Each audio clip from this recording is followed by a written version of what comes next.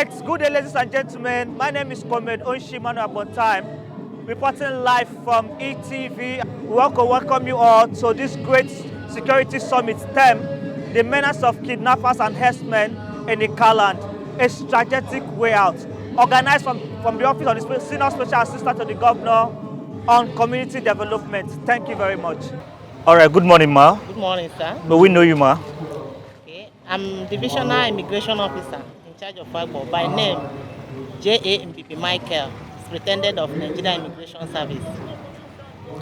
Okay, thank you very much, Ma. You are welcome to this security summit. Please, You. can you tell us more about your office? Okay. Nigeria Immigration Service, as we all know, the role they play in the country. Immigration is a global organization. In Nigeria, it's a national organization that oversees the coming into the country and going out of the country. Before anybody comes into the country, immigration is the only organization the person will meet, and they will welcome the person in. Then, in Nigeria Immigration Service, as it's a global organization, the role means that the country the person is coming from, they must have a relationship. There's something we call international treaty. That international treaty means that in the UN, for example, the UN nations, which Nigeria is among, during the UN Global Assembly, General Assembly, there must be a relationship discussed by our leaders that this is how our country be relating to this country. And we call it reciprocity.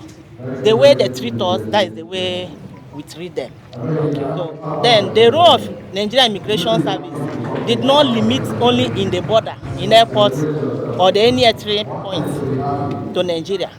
It's also extended to local government area. The 774 local governments in Nigeria, we have immigration presence.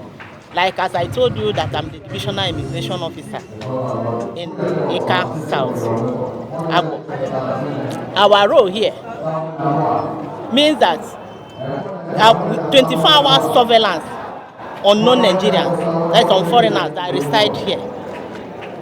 We check their papers to know whether they are genuine or not, whether they are illegal immigrants or regular migrants. And when we find them as irregular migrants, which means they have gone contrary to the laws of the land, we advise them on what to do, on how to renew their paper to make themselves regular migrants, that is legal migrants in the community. We also oversee any form of human trafficking, that anybody that come into the local government, more especially all these foreigners, if their intention is to traffic our people, we oversee to it and bring them to book. That is part of our rules in the local government. All right, thank you very much, Ma. You talked about human trafficking. Yeah. Now, this is where this summit comes about. We're talking about kidnapping, the menace of herdsmen in Ika Land. And you said your office is in charge of immigration here in Ika South. Looking at the security challenges we are having in Ika South and the menace of these herdsmen, is there no way we can checkmate the activities through the office of the Immigration Service, Ma? And what way has the Immigration Office played in helping to contain the security challenges we are having in Ika South currently? Okay. Based on your question, how do we immigration come in order to solve the Issues ugly of, menace yes, of trafficking? Immigration have a vital role to play. As I told you, there was a case I handled here in Agbo. That was the case of human trafficking, that traffic our children, all Agbo indigenous minors between the age of 13 to 15. 4 girls, they traffic them to Burkina Faso. So on getting there, the Burkina Faso government now found out that these children have been deceived because the trafficker now told them that they are going to say gold in UK for her children, precisely, without knowing that she's selling them off for human trafficking. So these children, they now deceive them, put them in a vehicle that they are traveling to UK. And these children did not have, let me say, they were not aware that before you travel to UK, you must have an international passport. And that is where that international treaty come in. That is the way this country treat us. That is the way we treat them. There was an agreement before you come from UK or UK come to Nigeria. You must have a Nigerian visa. Before a Nigerian travel to UK, you must have a UK visa. And at the airport, the immigration officer will welcome you and they stamp you for 90 days. Within that 90 days in the country, you'll be able to get what you call resident permit. That is combined resident expatriate card. You'll be able to get it. But these children, because they are not aware, they are not informed, they now follow this woman traveling to UK. Unfortunately, they dumped them in Burkina Faso. Started telling them that what they brought them here is for prostitution. The more you work, the more they pay you, according to these children when I interviewed them. So when they were accustomed in Burkina Faso country, they now send them to Nigerian embassy in Burkina Faso. Like one thing that you have to notice that the whole country, there are immigration presence over there and ambassadors that represent us. So when they carry them to the embassy and hand them over to Nigerian embassy, with the corporate that arrested the person, then the Nigerian ambassador to Burkina Faso now wrote a letter addressed to my office, since they are from Agbo, that these children should send to my office for me to investigate further to know who is involved in this human trafficking. Then we started the investigation. After we interviewed the children, they were able to establish who deceived them to abroad. So we made every effort and get the woman arrested. And the person that the UK embassy sent to bring those children to my office, he confessed to us that that is what they are seeing in daily basis, more especially Agbo children, Ika children and the Edo children, that they are dying in daily basis there in the streets of Burkina Faso. That the men will useless their life, kill them, they are seeing their corpses everywhere. He even confirmed to me that there was a time one of the traffickers brought 7 children. He was bringing 7 children and had accidents. The 7 children died. So during our investigation with those children, we find out that their parents wasn't aware. These are children of SS1, JSS1. The one of 13 years was SS3, was in SS3. So they just deceived them. They don't let their parents know, come. So because of that, when we now arrested this woman, we made sure that we find those people are involved. And after our investigation, we now handed them over to NAPTIP in Edo State, Benin, who also persecute them according to the law of the country. So what I will do I'll talk in summary, is that there is a need for a sensitization that our children, so that by the time those woman traffickers approach them, they will be able to resist it and know that all glitters are not good, that is a deceive and not no single truth. Japo mo abasa. And Japa ne mare. I found Edwin Agome Bulem Usuho or Barrister Arita Alem. Wonu Mode Kanima was the head collective leadership of Ika Nigeria, the voice of the Ika nation. Japa alwa. Ika otu emare ne wele meheruma alika ine. Ihu anwa ihe eleme nwata na eleme security summit. Aniki ihu beme ihe the security challenge enwo alika presently. Ihe Yobwero Alika many problems. Onwe na lere ka any kingdom. I can in the home and they buya, and they kidnap him, and they are going here. I know when you jubo, I know when you rafia. In the college, Obo will jelewa. Yakana he, and you hook Yana, Hobo. You are when you can't here John Joko or the Nigeria lecture can you can see I am as a Kenyan man. Indian Zere were one, the Chilean in the OP. Or little one vigilante. But the vigilante were you lay and Ebunewell. In your jail walk area. You were who's on your subway, remember. Up your quadrature, what are about Daka? Everyone will be, then when war, and the hapa is a call, and you people. They are Hobiani, they are making up the way. I can't know when you're down. And you can we boo. And then you, where somebody money affair, and you can man affair and you bury, and you bully high. And at Tonani, a year in India who that vigilante car. No, you may always go, no, young. As a cousin, what are the Berko OG up here? None of corner of the Maleka. You make a joke, but a little more than working on it, and indica government by Okudi security. Kano Kumbo, where can okay, was in a Teratakai pie, and then now when you book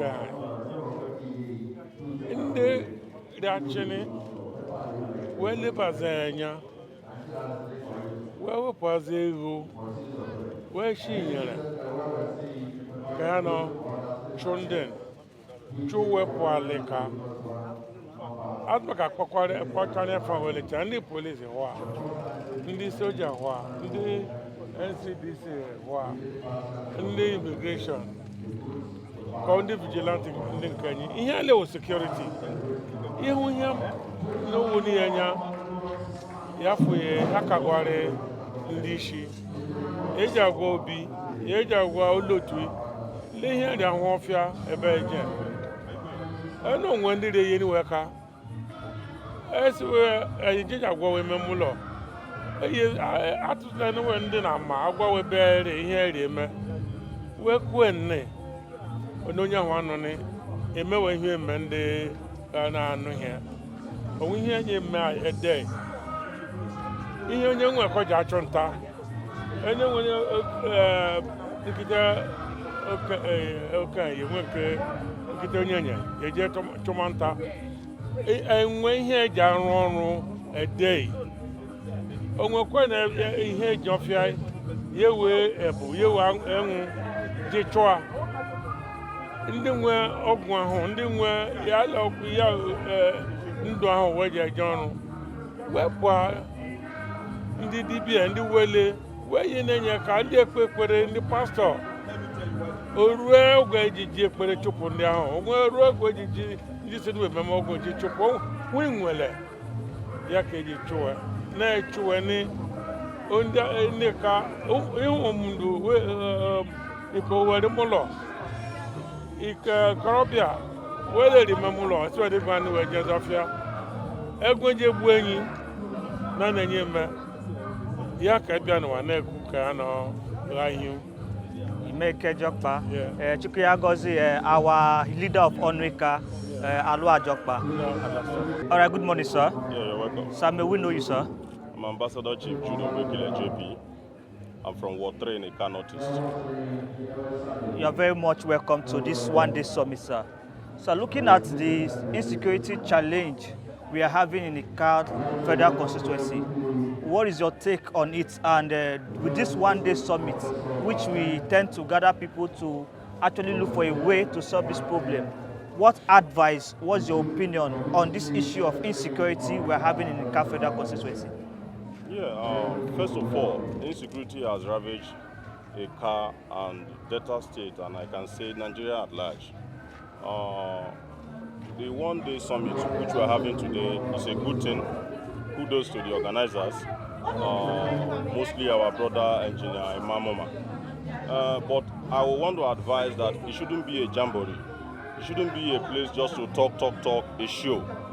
Let us come here, discuss something that we will be able to enact, something that will bring a lasting solution to the insecurity situation in Ika Land. Are you getting it? Yes, sir. So that is what we should come here to do. We shouldn't come here for a show, for a jamboree. You understand? The insecurity issue is not what we should be playing about. We should take it so serious. Everybody should play part. I will play part. Everybody must play part to make sure we curb this thing. You understand? The people that are doing this kidnapping and all, we cannot say we don't know them. We harbor them as tenants. They are our brothers and sisters, is it not? Everybody should play part in to make sure that these guys are fished out. That is what we should do. Thank you very much. Thank you very much, Chief. God Thank bless you very much.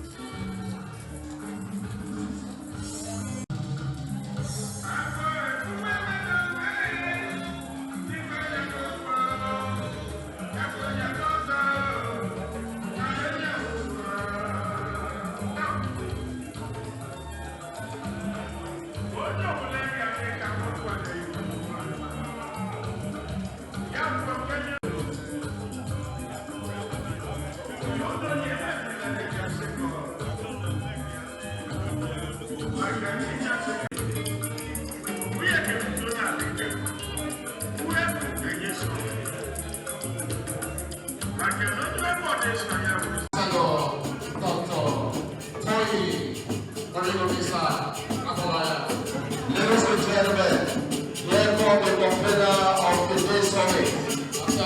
The very distinguished SSO to the Governor of Community Development, the very distinguished Elastic One. And second presentation with the security personnel, and second presentation with special, the very distinguished convener and first class engineer, ladies and gentlemen. Here comes the man of the moment. Very quickly, we would like to say thank you for being here. We say thank you.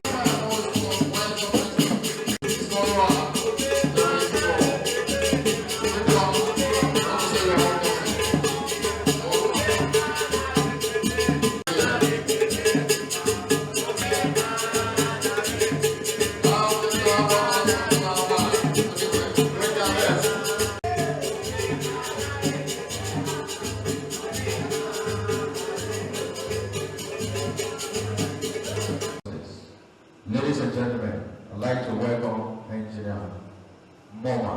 Please, can we celebrate her own, ladies and gentlemen? Mr. Thank you, God bless you. I've done well. At this point in time, let's go straight to the point. I stand to be corrected, or still go around. The introduction has been done, but we are still doing it respectively. It's time for an opening prayer. Please, if you are led by the Spirit, everybody will pay any to alcohol for 5 years. Come and pray. Okay, woman is not connect the other way around. God even make it. Monday, Doctor Ibeno, we are going to check you. And if you are guilty, police stay here down to written prison for 5 years. 5 years. Please, the men show respect for God and take. Our Father Lord in heaven, we thank you for the great opportunity you have given us to gather. We thank you for the safe journey you give every one of us here. For the opportunity you have given us to meet our neighbors. May your name be lifted higher in the mighty name of Jesus. Continue this program, we continue with peace and happiness, and in the end your name will be glorified. In Jesus' name we pray. Amen. As I pray for Begin to clap out for Monday. Breaking of kola nuts is a best item of the day. The traditional breaking of kola nuts. You can see our traditional chiefs. You can see our leaders well off now, okay. The convener, the money take over the event. Why does it move forward like this? When you put a banner for the words of our forefathers and words of wisdom. Ladies and gentlemen, so many times we're going to observe the traditional breaking of kola nuts. Thereafter, I'll go straight to the next item of the day.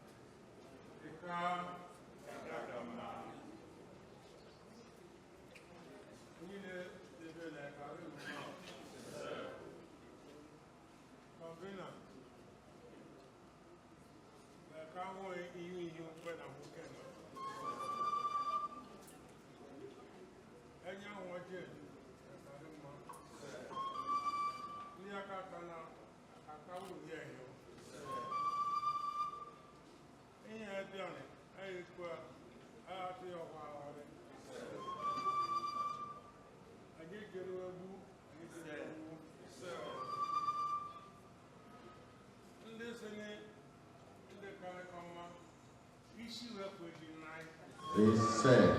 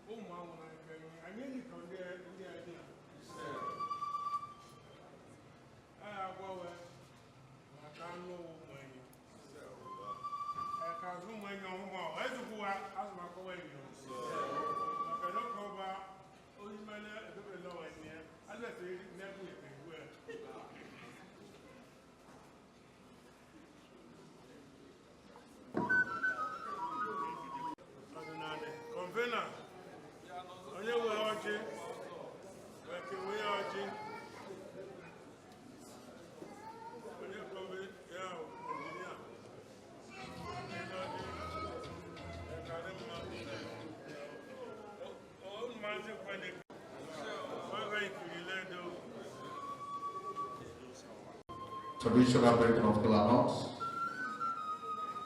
Our kola nut does not understand English, but I don't understand.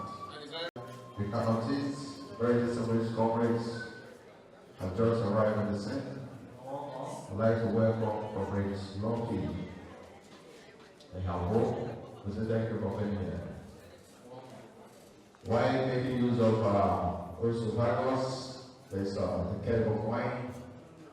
It has been assumed that after wine or hot wine. Still taking us for a distinguished guests, ladies and gentlemen. I think the cooler is going around. The cooler is going around, especially the table of our chiefs. Please do talk it down. I've been directed, ladies and gentlemen, by the convener. For every firm, there's always a boss.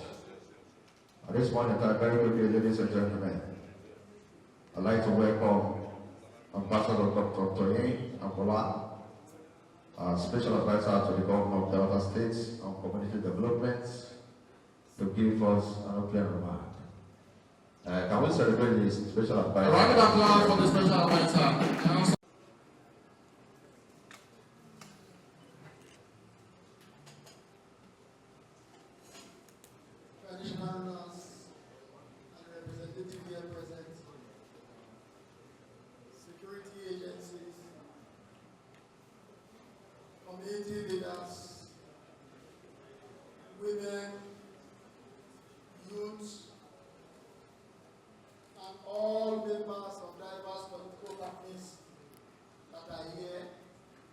greet you all this morning. First of all, we need to give thanks to God for giving us this opportunity to be here this morning. This conference or seminar is very important to me. That is why I had to travel all the way from the United States where I went on vacation to cut it short because of this seminar. The convener is aware of it.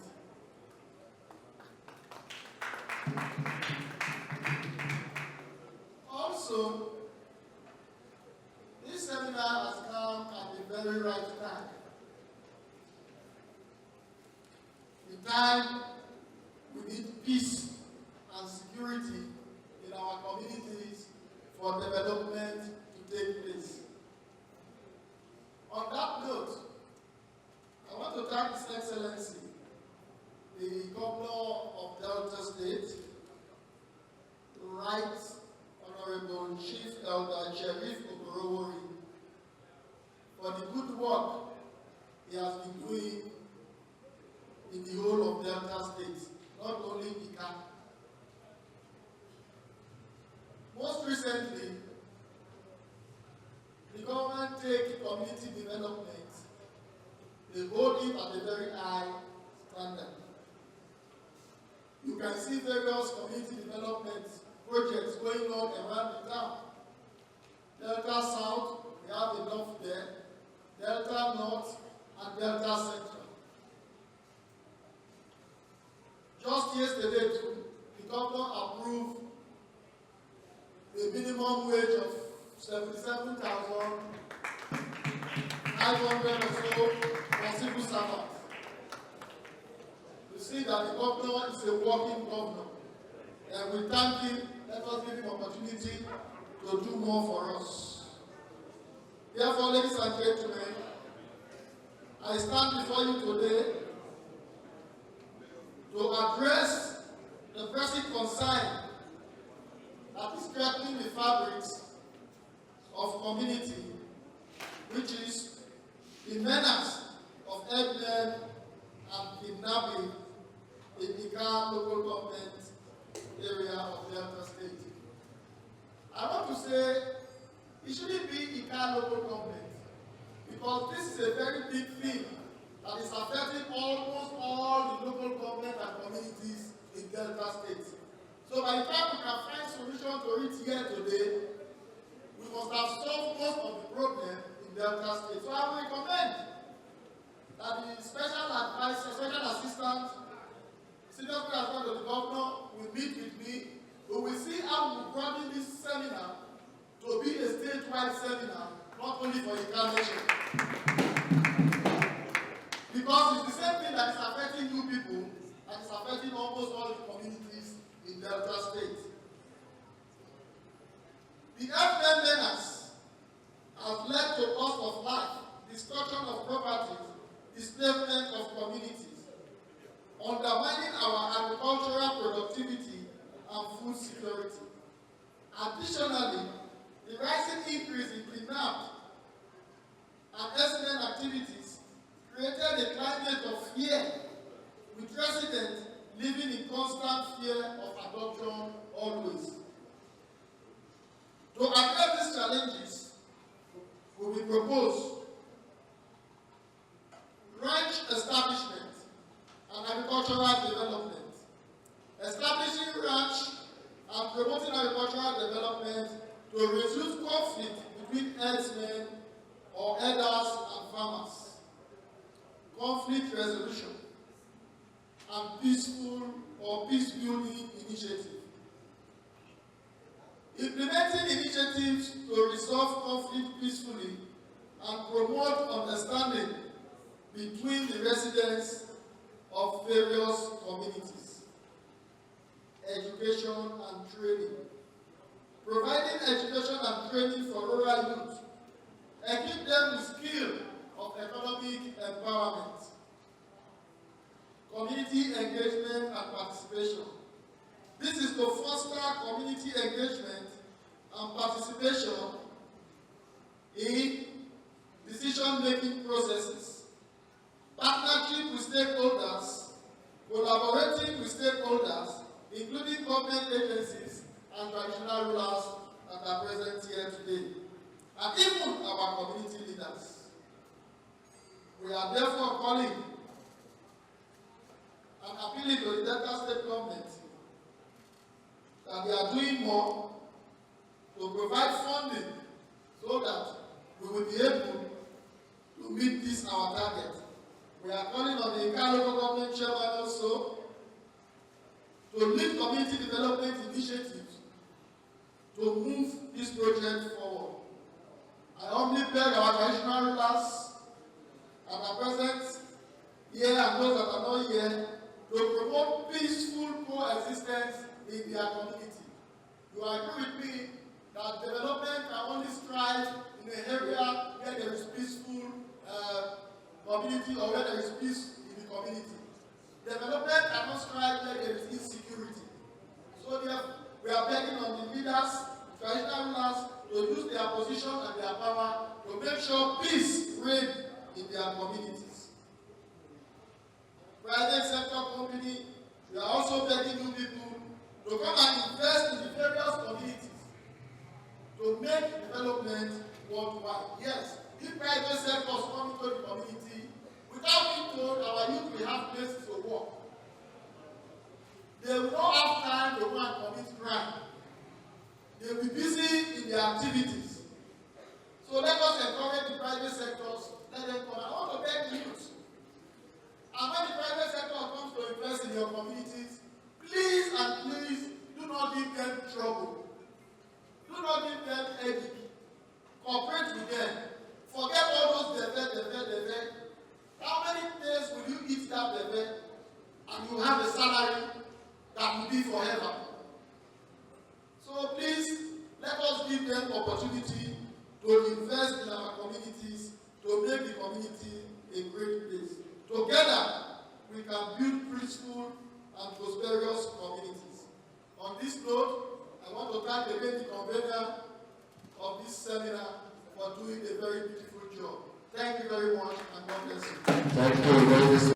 Our traditional rulers ably represented here. The community leaders that are here, the security agencies, and the essence to the governor of community development. I say you're all welcome to this program. Coincidentally, the council chairman is unavoidably absent. He would have loved to be here himself. But he has directed me to be here and observe what is going on today and make some useful recommendations. However, we are all aware that insecurity is a big problem in the Ika nation. The last Omeka that was held at Igbodo, my chairman did mention to the Ika nation that every traditional ruler, every community leader should assist the local council. For there and then, the two council chairmen took a vow to assist the communities in fighting these crimes. And we are aware that there and then, the two chairmen spoke. They spoke in the same direction. For the fact that when we are going young, you go to farm, you are either accompanied by somebody or you don't go with anybody. Or however, if there's any problem within the community, there are special ways of finding out. And they did appeal to the Christian religious leaders to be prayerful while the community on their own to look for a local way of making sure that strangers in our domain are fished out. I could remember that in those days, when so I money and why must he go there?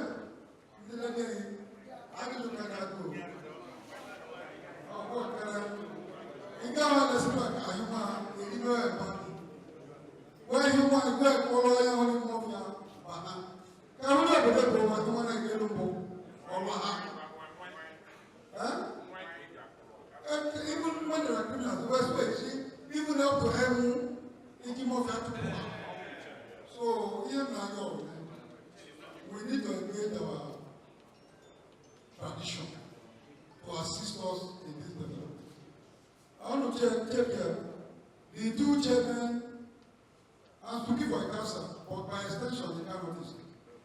We're just buying office. If you have insecurity in this area, that's what I want to achieve for God. So I don't care that. Our vigilantes are trying their best. We need to commend their efforts. Only one more pandemic. And that does not mean to say that the police are not doing their job. Police work trying. Although many buy mafia of phone, so I don't get my own vigilante. What we need to secure this issue? Serious information. Information that you need. Because any Fulani buying warfare, I'm a warfare, they don't know the bush and the forest. We have our men and women who are part of them. It's very important we look at it. Or one thing can you be or one day you have information. Or one day I say,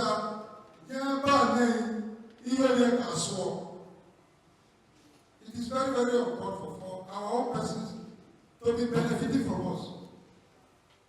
The vice chairman of the council of local government, we just buried the father, Mr. Francis Anamosa, late Mr. Francis Anamosa. He was killed by these people because one of the reasons we noticed was that Ogwejo Ogwa. And for the fact that he has open time and already able for solutions to remedy these things, I think that was one of the things that led to his death. Because if you talk much, they will trace who are those facing them. It's our sons and daughters. But he narrated about them. Every day, where I told solution to destroy our games. So we can feed our homes. Special advisor, I'm sorry I'm aggressive using my local language, but I know you understand you explain it. So what I'm saying in essence is, let us look for a way to make sure that they can even power. Because when we go sometimes, we go and say, "No, born, you are one more kind of our location." Because we are born now, you will be over Kiki, mono-minute and baby. So that is one of the things. There are traditional methods of making sure that this is done. So only let them get in our job.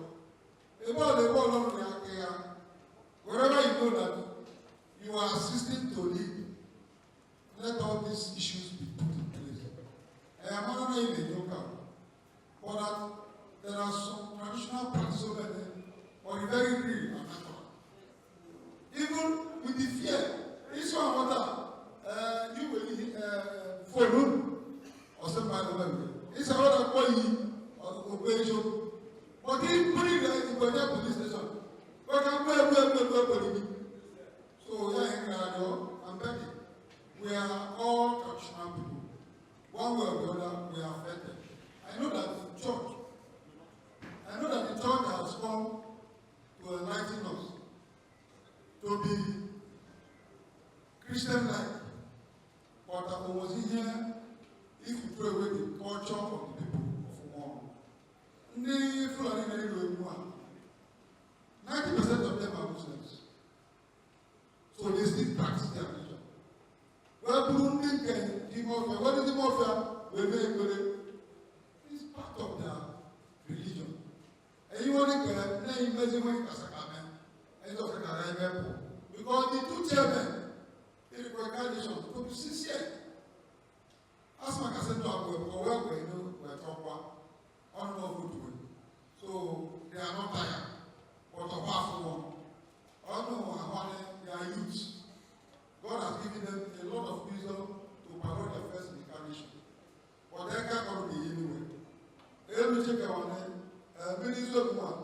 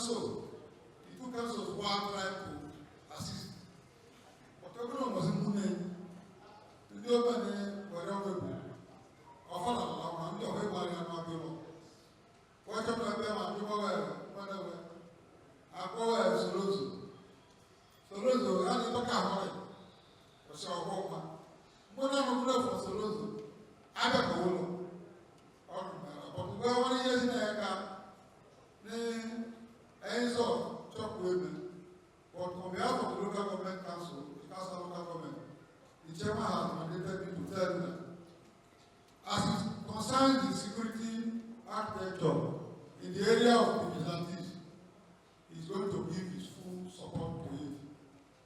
Because security the local government, the man can now move in and out. Then in the area of the police, he's still assuring us that he will do his best. But tomorrow night can we drive into the area of drug intake. It's one of the problems we have.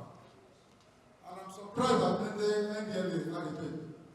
But I'm privileged to let you know that the NDLA has a base in the castle.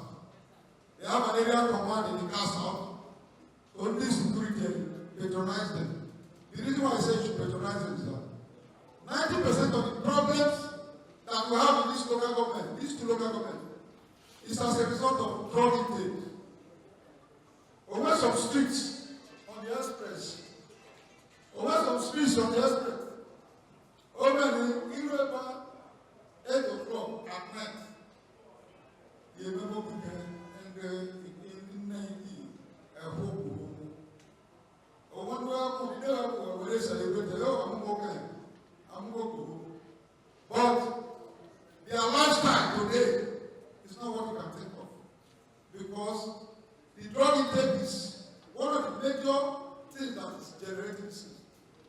When you kidnap wine on an ransom, if you forget a lot of drugs, and you don't expect that person to be very normal. So you have the problem more here. So all can assist in the NDLA, all the security agencies, because the level of drugs that are coming into this place is much. If you look opposite here, the Hausa market, just last month, the chairman directed that we should remove all shanties behind. If I tell you that we have over 2,000 persons living behind here, the place ain't too poor. But now, they are already congesting the place again. So, the council is looking for assistance from every nook and cranny of the castle, and it cannot easy. Because if you have elected somebody, it is obvious for him to perform. The good thing is for him to perform and do it creditably well. But if the people are not wanting to perform or perform,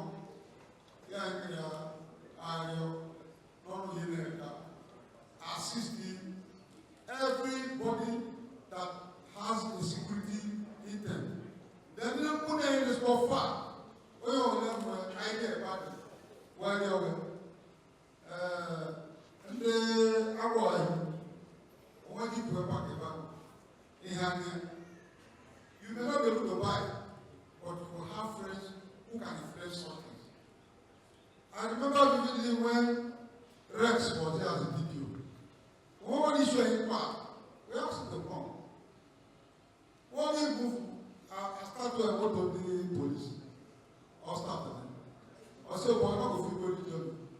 Vigilante carry condition, me I carry what the head office staff. It was very shameful.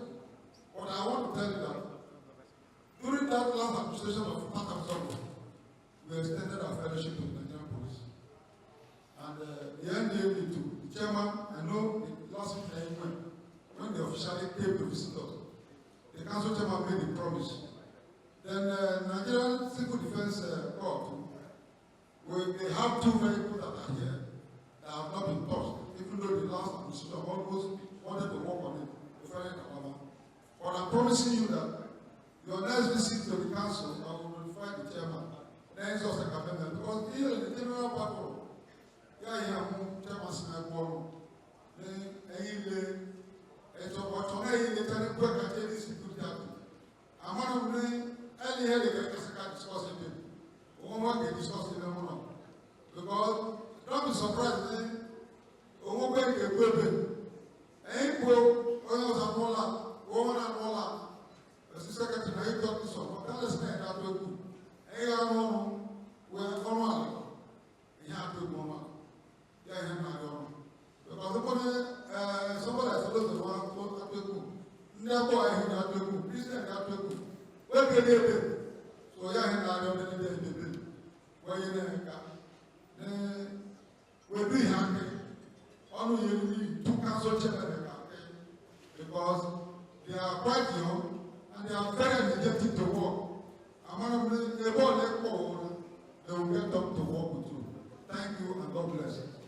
Thank you. Ladies and gentlemen, that was a very wonderful. I'd like to say thank you for that wonderful remarks. At this point, I very quickly, ladies and gentlemen, while the chairman was giving his speech, a very gentle leader and chief of the very sensitive of your African precisely.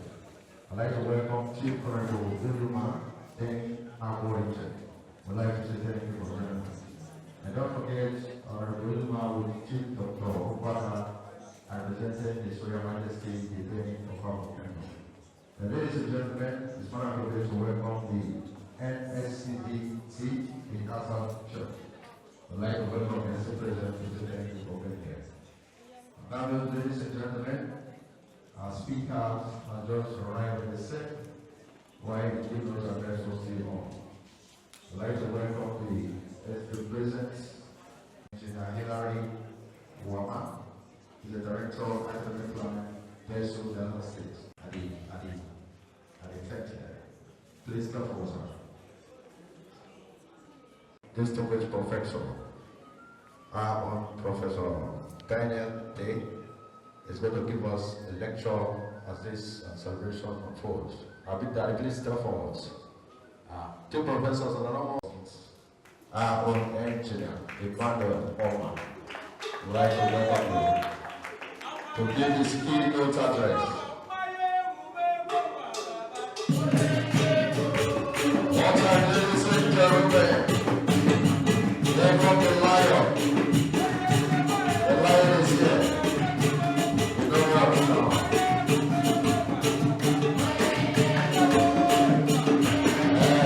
And the moment is now said.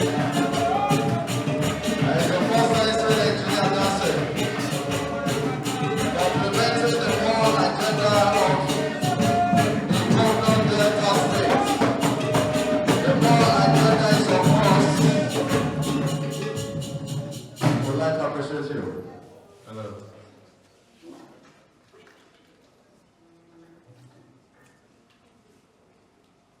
His Excellency, Right Honorable Elder Sheriff Francis Okorowori, the Executive Governor of Delta State,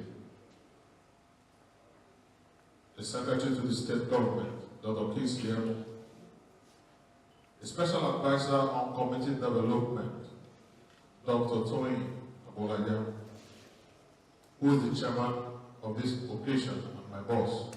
Thank you so much for the sacrifice and the love. The royal fathers here present and represented, the executive chairman of the Ika South and the Ika Northeast, the executive assistants, senior special assistants to the governor here present, president generals here present, community leaders, Ika security volunteers, farmers delegates, physically challenged, gentlemen of the press, ladies and gentlemen. Distinguished guests, I welcome you all to this historic summit. Today we gather to address the menace of herdsmen and kidnapping in Ika Land and explore strategic solutions for community development. First, I acknowledge God Almighty for granting me the initiative and wisdom to drive this endeavor during these challenging times. Insecurity has become a national disaster, and it's imperative we tackle it head on. As a renowned activist, as Father Abiola once said, peace comes from being able to contribute the best that we have and all that we are towards creating a world that supports everyone. We must work together to create a secure and peaceful environment. The destructive activities of killer herdsmen and kidnappers has ravaged Ika Land threatening lives, livestock, economic stability. To counter this menace, we propose strategic planning and policy implementation measures.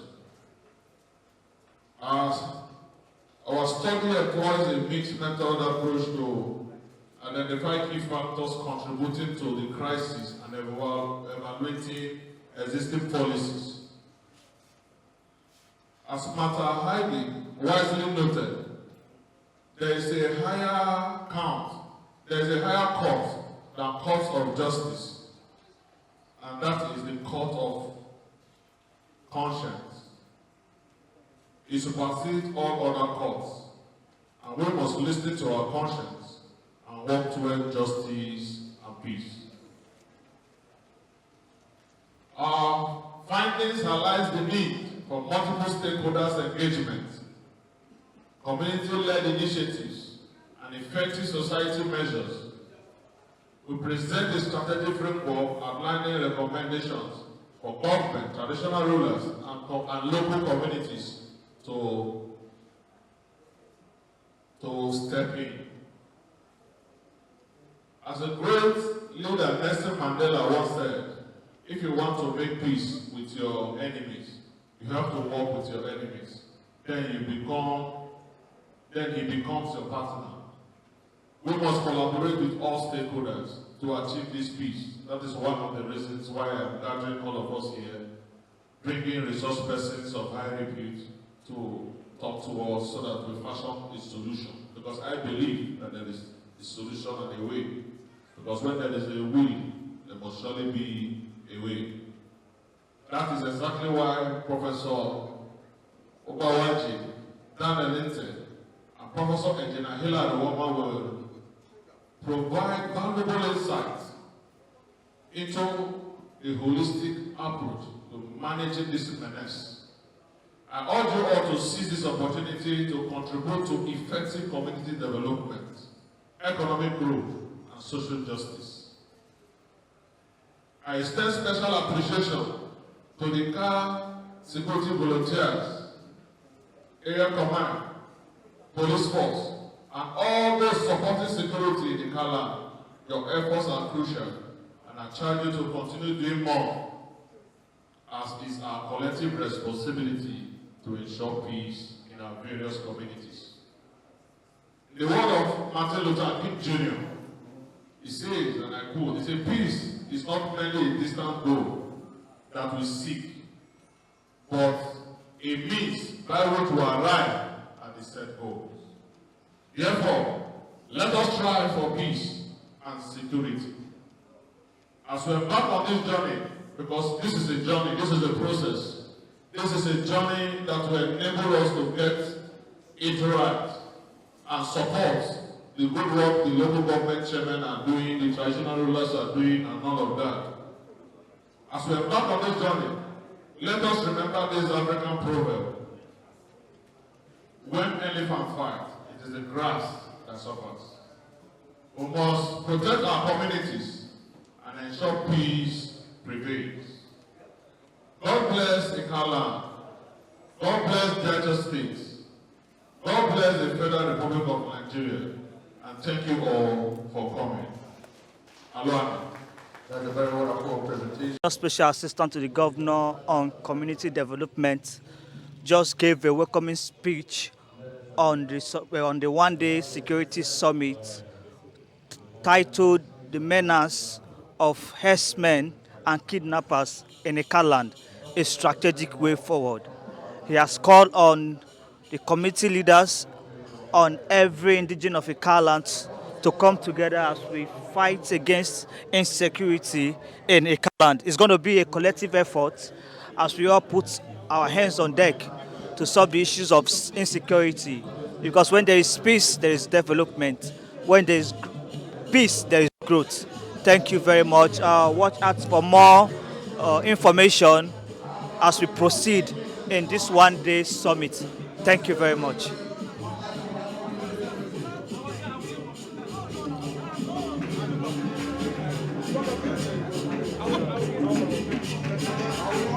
Yeah.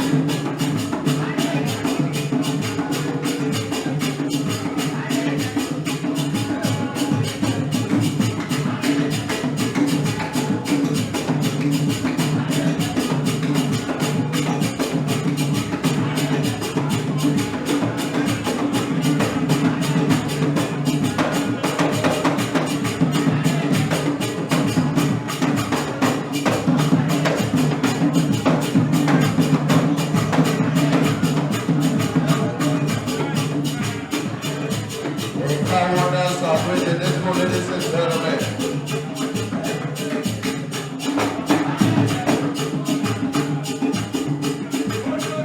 And don't forget the students along. We appreciate it.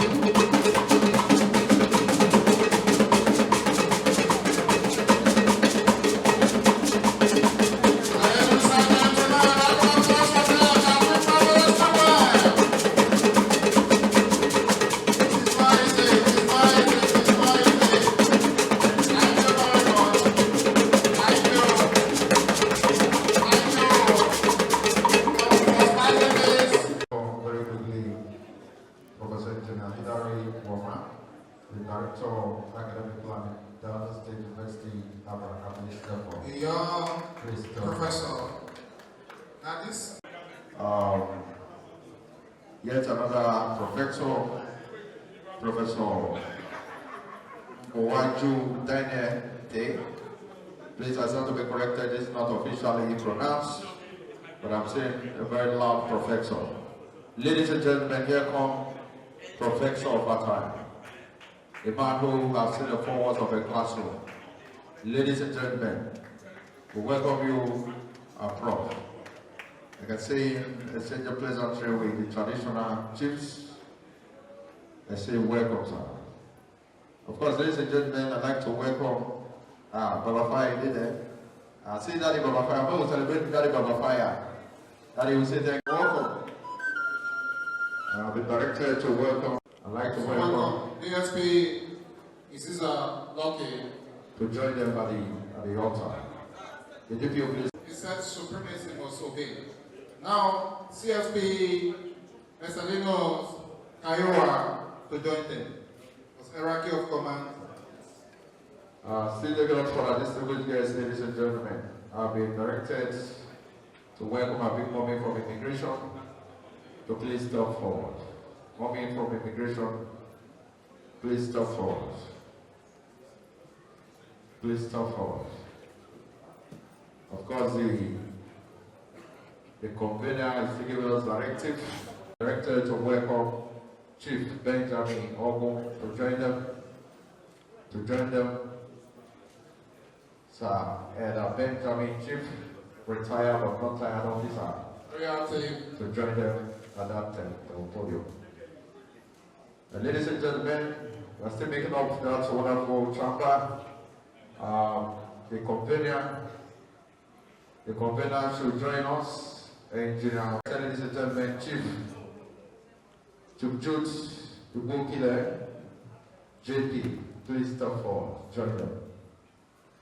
Join them. Welcome, sir.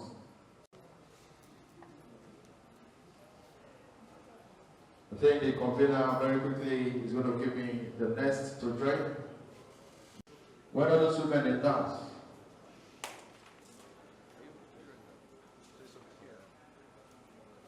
Before we move further, ladies and gentlemen, I said it before, if there's power in your table, you drink out. They go out, grandchildren, and then they go down. That is your time, don't be good afternoon, sir, and great. Or your little.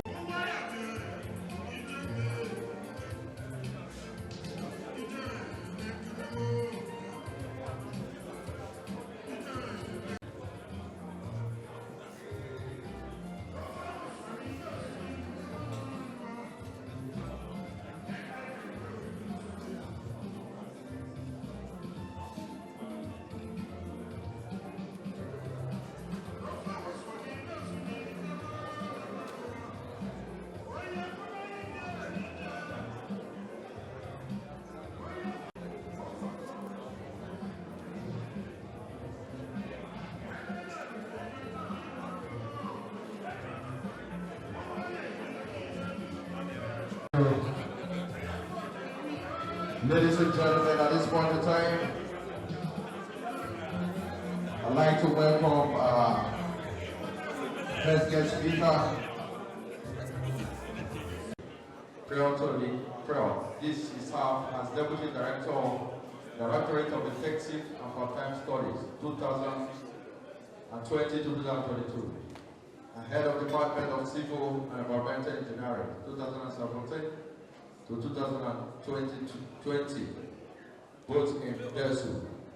Under his watch as a Director of Academic Planning, DESU for the first time received the National University Commission NUC, full accredited of entire 89 programs.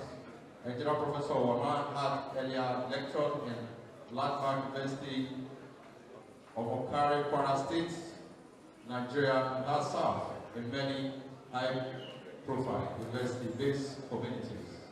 He has to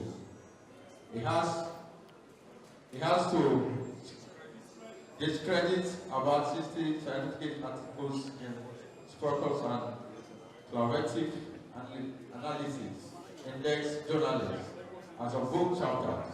Ladies and gentlemen, Engineer Professor Omar was compared with both the Fellowship of Nigerian Institute of Civil Engineering and the following of the Nigerian Institute of Environmental Engineers. In 2022, at the age of 38, he also became a Fellow of Nigerian Society of Engineers.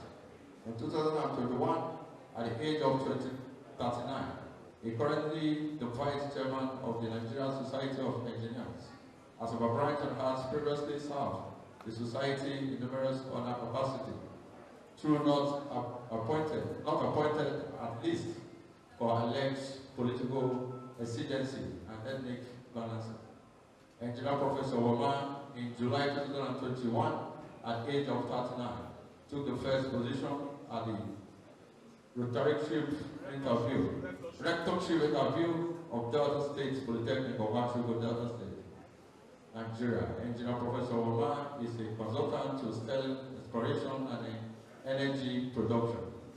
He earlier worked as a consultant to the Contemporary Design Association Asaba.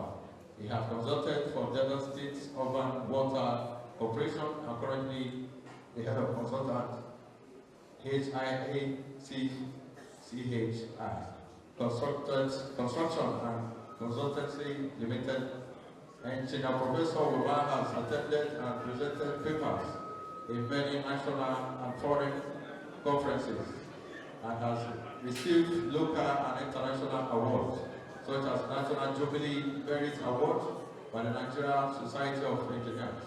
In November 2028, Distinguished Professor Career Award by Nigerian Institute of Environmental Engineers, Imo State Chapter in November 2021, recognized by the Times Africa magazine as an outstanding scholar in July 2021, etc. Professor Engineer Woma served as a PhD external assessor to the Department of Civil Engineering, Governor University, Alta, Ogun State, and at Her University and at Her Paritis, India. He is also external examiner to the Department of Civil Engineering, University of Nigeria, Soka, Federal University of Technology, Akure, and Imo State University, Owerri. Furthermore, he served as external assessor to Imo State University, Owerri, Ekiti State University, Ado Ekiti Federal University, Utoke, etc., for the promotion of lecturers to the professional cadet in civil engineering. As naturally endowed motivational speaker who take much interest in bringing out the best in people. He has, on invitation, delivered over 70 high-profile national and international public lectures in the last 5 years. Engineer Professor Woma obtained his PhD in Civil Engineering from the University of Benin in 2016. He earlier obtained the Master Engineer from the University of Benin in 2016. In 2021, and BEN 2006 from the University of Port Harcourt and the Federal University of Technology, Owerri, respectively. He also promoted to the rank of Professor of Engineering at the Delta State University in October 2022. At the age of 40, thereby making him the youngest professor overly produced by the university and one of the youngest Nigerians then. Engineer Professor Woma is happily married to Mrs. Victoria Woma, and the marriage is blessed with 4 wonderful kids. He hails from Owaliro in Kano East Local Government, area of Delta State. I was born on Friday, 27th August 1982. By God's grace, he has been working as a Sunday school, as a Sunday school teacher at the Redeemed Christian Church of God for some years now. Please, let's welcome Engineer Professor Woma with the thank you very much. Thank you so much. It's usually not too good for the MC, maybe they want to use citation. Because when you hold the microphone as an MC, there is excitement, you move from ground level excitement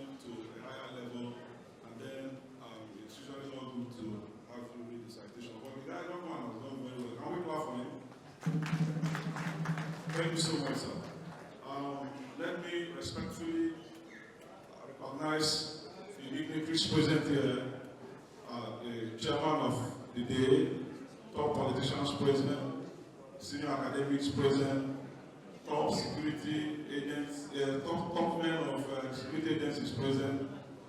I can see some wonderfully dressed vigilante officers present here also. Let me say, distinguished ladies and gentlemen, so I don't make mistakes. Permit me to lean on the already well-established protocol to make my presentation.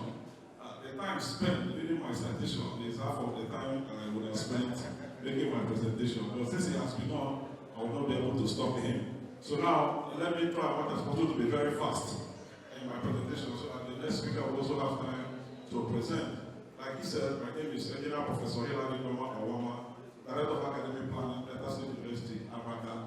And the theme of our discussion today is the menace of herdsmen to kidnappers in Ika Land. And then we want to look at strategic ways out for community development, knowing fully well that if there are security issues, it will affect development in our various communities. And I begin with the basic definition so that I'll be able to carry everybody along. And we say, what is kidnapping first? Because the main thing is not about the herdsmen, even though the herdsmen came before the kidnapping. It's the issue of the kidnapping that we're interested in. So we must know what kidnapping is all about. And I decided to use the most simple definition.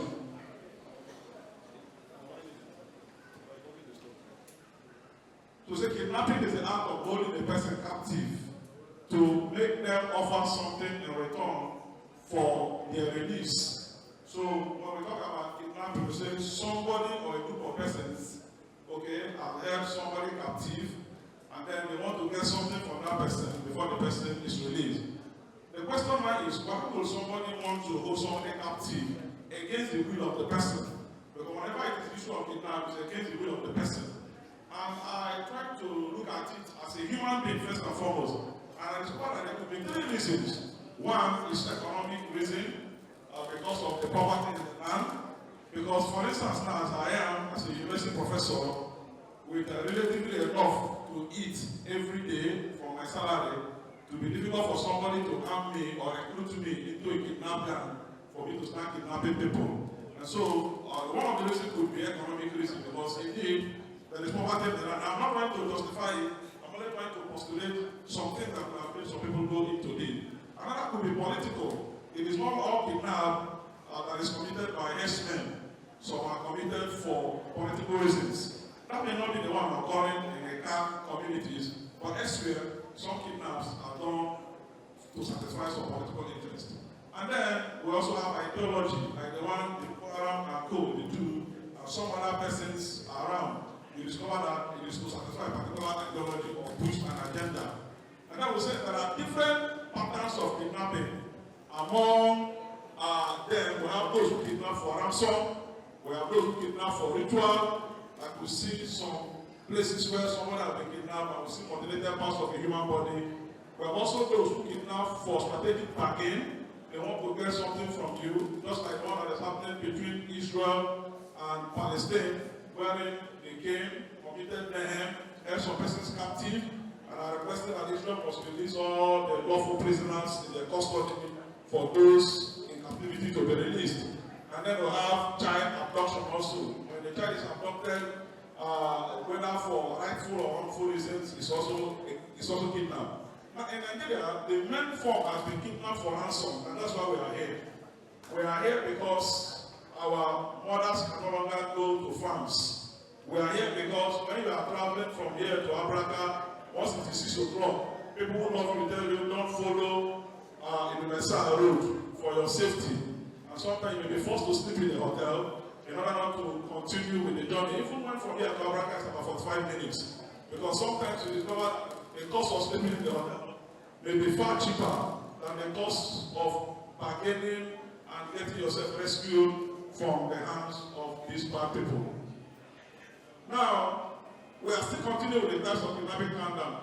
If you look at the data up there, we discover that between 2011, this issue of kidnapping gained strength in Nigeria, and 2020, we discovered that the total amount collected so far by kidnappers, according to documented gazetted government information, is 18 million US dollars when converted to dollar that have been so far collected. So you see that it's a multi-million naira negative criminal and dangerous business. Now this form of kidnapping is often carefully planned and organized, although there are some that are done without careful planning. And now most of the victims have been prominent personalities and rich people. Sometimes they tell you, like, I know one of my friends that they told him whenever he's traveling, he should not travel his official car, he should be careful what he does, he should be careful what he wears, all of those things. So virtually everybody in Nigeria is living in fear, even the rich, even the politicians. I don't think that they are enjoying all of these policemen following them up and down. Wherever we are going to, you have 2 or 3 or 4 police officers traveling with you. You don't have privacy of your own again. All is because things have gone bad. Now, kidnapping usually starts with profiling. That's the popular one. But the one we're going to discuss today is that you don't need to be profiled. This one happens because you are living in the wrong place at the wrongest time. The value includes how much money the kidnapper can get and the social strategic worth of the target or the family. And this is the one we say is an organized crime, organized kidnapping, wherein somebody somewhere will have cases like what that happened in Asaba, and it was the houseboy of the man. The man didn't know that his houseboy had started following some courtists in Asaba, and they planned the man, okay, and then got the man kidnapped. And at the end of the day, he paid so much. And then when the police began the investigation, it was discovered that it was the person he put in his house, he was training in school, he was feeding him, that profiled him, and sold him out. And at the end of the day, the man was given only 2 million naira out of the 80 million naira the man paid. So human beings are very wicked.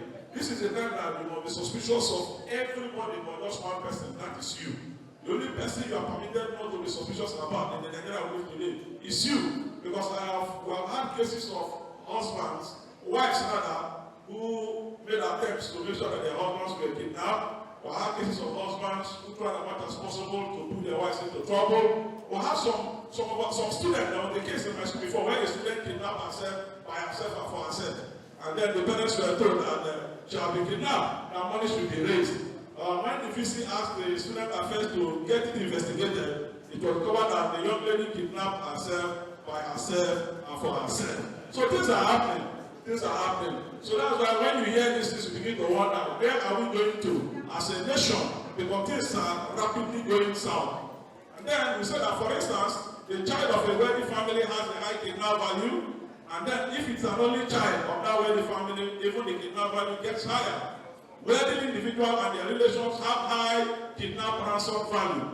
This is also true of a strategic members of corporate organization. The expectation is that members of the wealthy family network organization are in position to raise funds to release the person. And so, indeed, there is trouble in the land. I'm trying to paint the picture first before we go into the lecture proper. Now, there are, however, instances of kidnap for reasons where opportunistic criminals abduct vulnerable individuals without profiling, and that's what we're discussing today. I heard at the time that one native doctor in one village after 1 year, in fact, the next village after 1 year, I don't know how correct it is, went to the farm with his 2 wives to tap and wine. You can imagine how poor. Many native doctors are not rich, so somebody to still be struggling with native doctor in this contemporary time, the person is expected not to be rich, and then he has to wine. And a lot of the person was kidnapped, and then one later on, they released him and then took his wives so that he can go and look for the money, to which native doctor means to release the wives. And a couple of things that happened. If you look at this case, the person wasn't profiled. He was just a vulnerable person who met with a terrible human being that took him and all of those. And sometimes the people ask to bring 500,000, 1 million, and 2 million naira. And you see the family that is struggling to feed begin to raise money to do all of those things. Now, some of us are just looking at it as kidnap issue alone. We're not looking at the economic impact of all of these things. Now, today, normally in those days, people like us who live in Asaba, we come to the village to buy foodstuffs. You buy and we buy them so that they don't buy so much. Now, it's unfortunate that Ayam is now cheaper in Asaba than in all these Ika Northeast and Ika South communities. Because people are no longer going coming to the farm. People, I know a woman who has many hectares of palm tree, and then in the last 3-4 months, she has been so afraid that she has not going to harvest those the produce because she doesn't want to be kidnapped and ask to bring 3 million. So there's a very big problem, and it's going to affect us as a people because the basic need of man is first food. And so and then in communities, agrarian communities, okay, a lot of persons are engaged in farming. In fact, a matter of fact, some of us who are speaking English today, we are trained with produce, the sale of produce for farms. And today, our parents can no longer go to the farm because of this point. So that's why I sincerely appreciate the organizers of this program, so that we can begin to talk. Because from this symposium, we want to look at what we can do and how to charge the government also to do much more to ensure that these things are nipped in the bud. Now, kidnapping for the top purposes, we hear it every now and then. So for this, but sometimes I wonder, a boy that is just 20 years old comes back to the house to a KLUK Mercedes-Benz, and the father receives him, the mother receives him. Sometimes these people are even, their parents are thickness and thicknesses in the church. You begin to wonder, what kind of society are we now in? I had one like that in my class who didn't know how to define soil. He didn't know the difference between clay soil and sandy soil. And then when he was driving KLUK, and when I asked him how old are you, he said he was 19. And I asked about his parents, and his parents were very pious persons.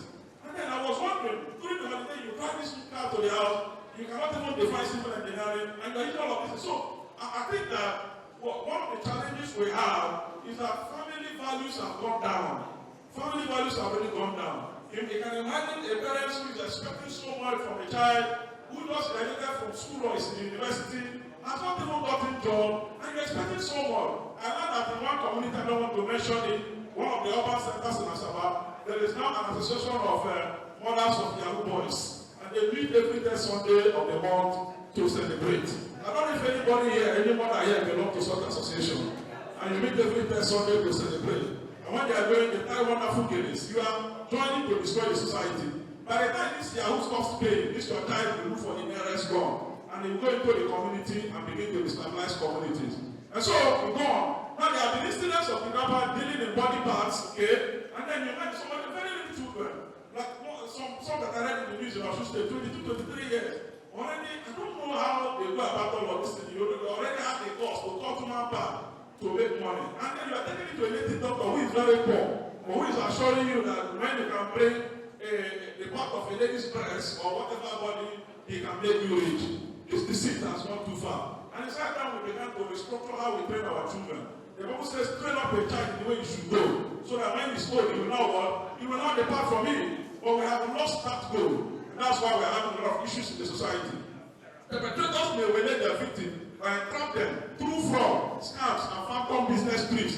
The one that happened in Port Harcourt, the lady, somebody advertised for a job on Facebook, the lady responded, and that was the end of that lady. Now, the sporadic discovery of dismembered human bodies all over the places in Nigeria, even in Hotel, tells you that there is danger. There is still danger in the country, and it's high time everybody become first and foremost personally vigilant about his environment and about the people he moves around with. Now, we also know that if you look at the Niger data, just a little into history, as at the time the Niger data people were agitating, some persons were kidnapping the white people in order to make money. From there, I know we looked into kidnapping people from their houses, kidnapping from cars. Now also we have people in the north, the Boko Haram people. We now have those in the east who are busy also kidnapping. And now we have gotten our own in the Ika communities who are not kidnapping. So if you look at it, this thing has spread around. The only people who are free from this in this country are those who live in riverine areas. Maybe because these people are not able to swim very perfectly. Those are the only places we have not had cases about for now. Now the insurgents and the terrorists also operating at their own level. Sometimes they have abducted commuters or school children. We had the one in Kogi State where a full bus moving from Onitsha to Abuja was kidnapped. Everybody inside the bus was kidnapped, poor and rich, and at the end of the day, they had to build themselves individually from them. The recent report by UNICEF indicates that 1,436 children were abducted in Nigeria between 2020 and 2022. These are very dangerous numbers. These are human beings. Well, these are not chickens. These are not goats. We are talking about only the population of children kidnapped between 2020 and 2022. Why is kidnapping on the increase? Why the upswing? Now, the drivers of kidnapping risk in Nigeria today include upsurge in organized armed violence by non-state actors, the increasing trend of ritual criminality, the economics of ransom, and criminal opportunism.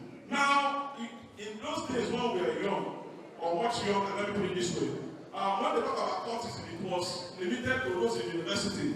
Now, when you come to some of our communities, I don't want to mention, you see little children that can hardly spell their name. And they tell you this one say that it's in Bag, and this one tell you that it's in Alaroad. You don't keep mentioning names that I don't even know where the names are coming from. As a matter of fact, one of my cousins called me one day and said that he was arrested by police people. So that they asked him to pay some money, that I need to come. So many stories like that. That was the period I lost my mother.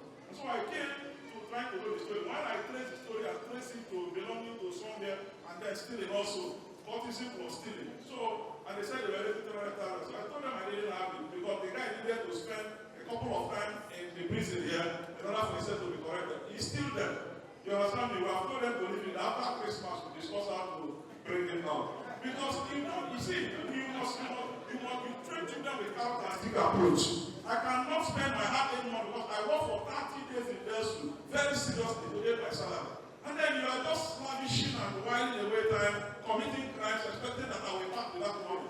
It's not part of me. Even though you are my child, you will suffer the consequence of what you have done. Because the Bible said that whatever a man soweth here on earth, that he shall run, that he shall reap. You must be very, very careful about what we do. Now, so many a time, economics of ransom. Some persons don't want to work, but they want millions. They just want to change that. Christmas is coming now. These incidents are going to increase. Some persons I don't know if they do Christmas and you didn't change your car, you didn't buy a car. Will it make you to be a lesser human being? And sometimes I wonder, why do we think in that manner? I've celebrated many Christmases that we didn't even put Christ in my house. In those days when things were tougher than it was from the throne of Israel, they were in Babylon. And we survived. And today, that is not my problem again. But sometimes I wonder, when we continue to pursue our life, what are we really pursuing? Is life all about having a GLK? Is life all about having millions in your account? So sometimes we are heavily disoriented. And when this money is no longer coming from the source we know, we dip our hand into so many things. So the capacity of the state agency also to detect and deter crime is abysmal. One of the reasons why crime is increasing in this part of the world is that sometimes the security agencies are overwhelmed. Sometimes also they don't have the latest technologies to track this criminal very properly. A station where somebody is kidnapped, and for 1 month you are in the den of the kidnappers, and they are making calls from there, and the police is unable to track these people, the DSS is unable to track these people, and then at the end of the day, after 1 month plus the ransom is paid, the people will be oxygenated to do more. So in the right time, we also we woke up as a country to begin to remove oxygen from the nostrils of this person, so that either you are caught in the very act or you are trained very properly and very properly.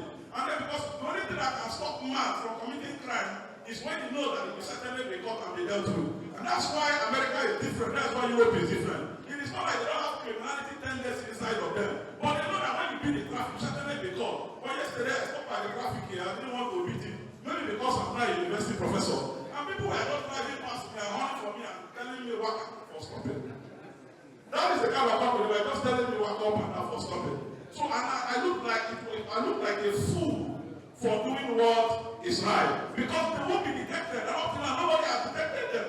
So we must begin to look at our surveillance system very properly to nip all these things in the ball. In most instances, state security operatives fail to respond to occasions of kidnapping promptly. And remember, mark that word. Not that they don't respond. We are looking at the promptness and how rapid it is. So that these boys will know that they are working in troubled waters. If they don't know about that, they will continue to do what they want to do. While kidnapping is also on the uprising, they also lack the technical ability sometimes for prompt tracking of these criminals, and then it becomes an issue when they have already gotten the loot, they have enjoyed it before they are gone. Consequently, criminals carry out with impunity.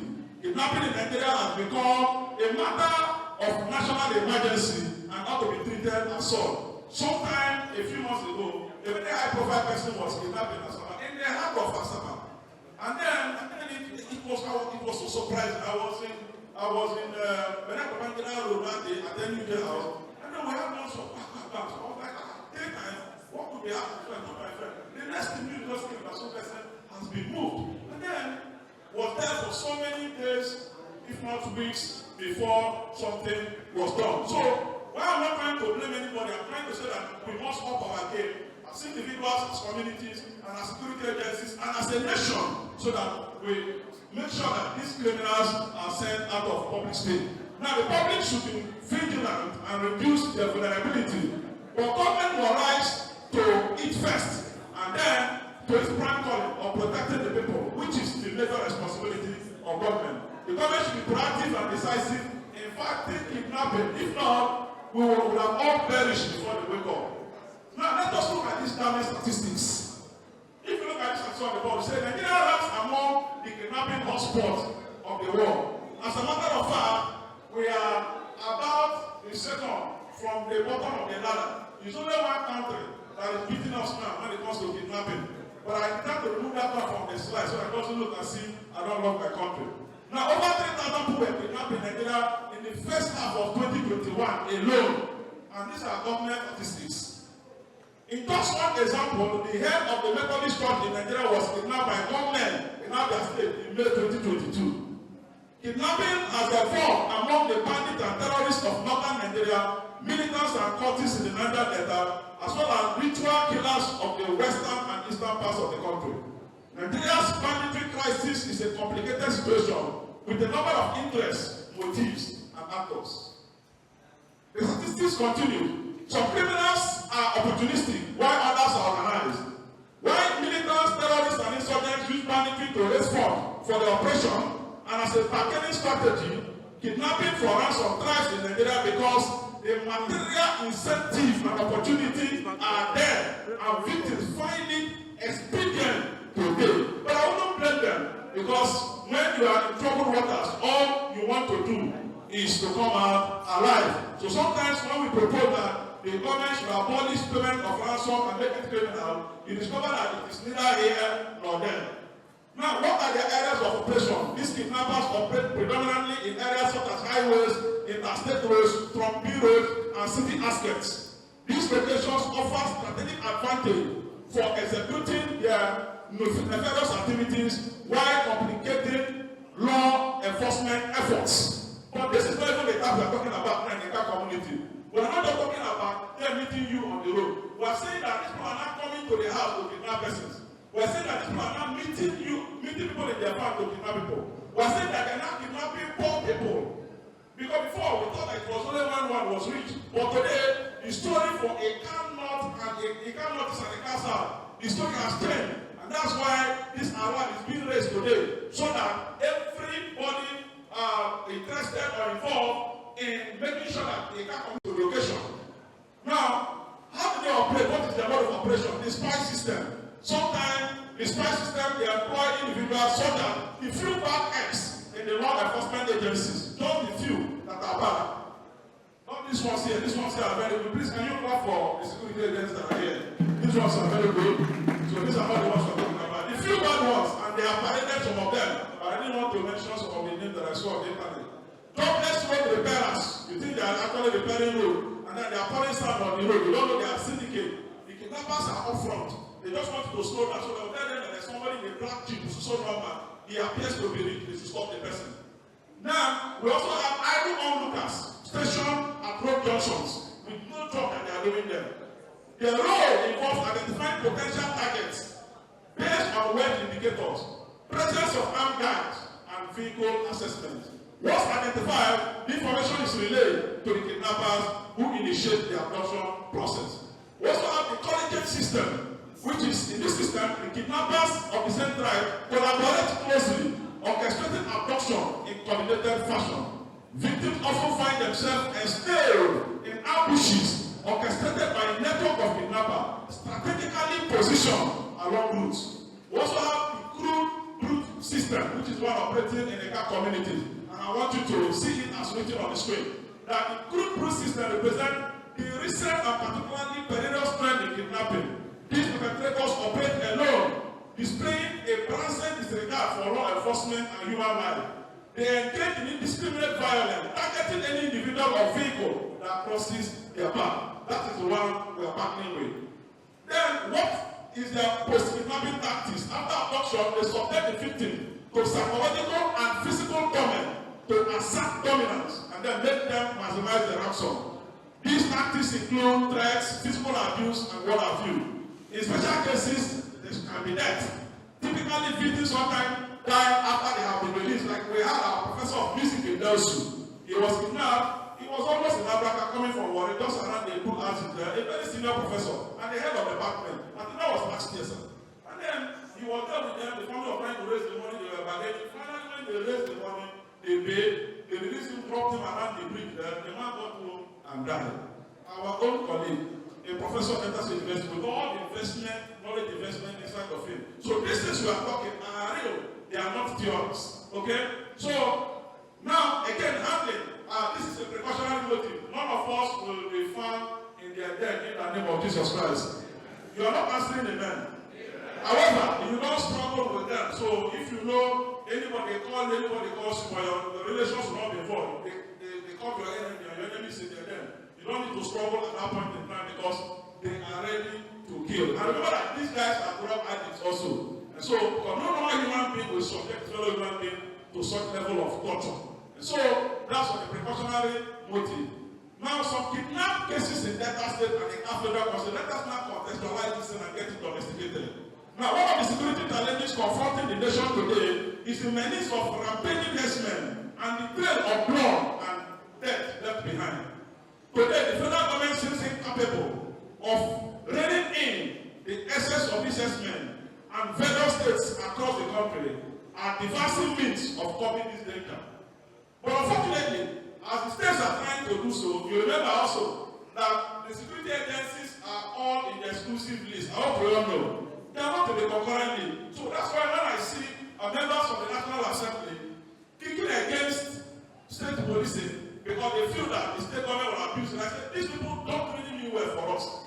At this level we are in now, no sensible human being should be speaking against state policing because the benefit will far outweigh the abuse. Because if the state governor is fully in charge, he appoints a commissioner for police, he can fire him. And there are issues. It is easier for me to assess my state governor in Asaba. Or because there is no how you can be a governor in Delta State that I will not know at my level as somebody that knows you. And we can send delegate who can meet you. But it will be difficult for me to assess Tinubu because Abuja is far away from me. So it is high time security becomes the responsibility of state government. It is high time security becomes the responsibility. There are certain things that are still in that exclusively that if we don't remove them, Nigeria will not move forward. Certain things look at power. For so many years, power was the exclusive list of the federal government, and nobody had power. The little you are having now today because it has been unbundled, and then the thank God for the president has signed it into law that states can now generate, transmit, and distribute. The question is, why did we hold to it before? As if the central has the primary military system of government. So one of the challenges we have in this country is that the federal system of government that has resemblance to the unitary system of government, even when we are overpopulated for unitary system of government. So it's high time we begin to look around it. That's why when you are sending people to National Assembly, give them a task. It's not about sharing rights. It's not about sharing for classes and then buying machines for boys. No! They should know our problems, our peculiar problems in the constitution that are holding us from progressing. They should be able to interrogate it and give some reasonable solution before they come out from there and before you vote for them again. And that's why when they are sharing all these things, I look at people are praising them. Somebody will share rice and you praise the person. Somebody will, it's your problem, basically rice. If you eat rice today, will you not defecate it tomorrow? Are you not thinking about your children? So please, not about entering another national year. You must be able to pick up. I have major problems in the National Assembly. If the National Assembly can position itself to interrogate the constitution very properly and begin to look at things that are not working and see how it can work, I tell you, the country certainly may become much better for it. Now, two, that the state governors are the chief security officers of the state, but the constitutional provision that places the control of the police under the federal government make them left up in the domains. And that's why when you report to them, they will tell you they will get in touch with the commissioner for police. They will get in touch with the IG. The route is so long. The process must be broken down so that people can feel the impact of policing in their domains. For instance, what is the essence of posting a Sokoto man to the DPO in Hawaii? doesn't even know the bush, he doesn't even know anywhere at all. He doesn't even know the boys. It doesn't happen like that in the developed nation at all. The Sokoto one should be responsible to Sokoto State, where he has confidence in and he knows the route, he knows the people. The only person if you respect is somebody from all your own people should be in charge of the police station around us here, so that you even know the bad boys, even when they have not committed crime, they are on your watch list. Are we getting the understanding? This doesn't mean that I'm not going to undermine the security agencies, but I'm saying we can do better. Also, anyway, when we get to recommendation, let me move on. I'm almost through. Now, it is on record that Delta State has its own share of harvest of death and disaster at the hands of these herdsmen. In Africa, during the immediate past administration of our governors in the Defense Report, a state legislator wrote to the world body, including the United Nations Secretary General, and the American president on the menace of herdsmen in his constituency. There was also a terrible onslaught of herdsmen in the Plastin and Rusty community of Osisa, in Indoba East Local Government area, that attracted the attention of the then state governors in the Defense Report and subsequent visit and the hostile reactions of the people.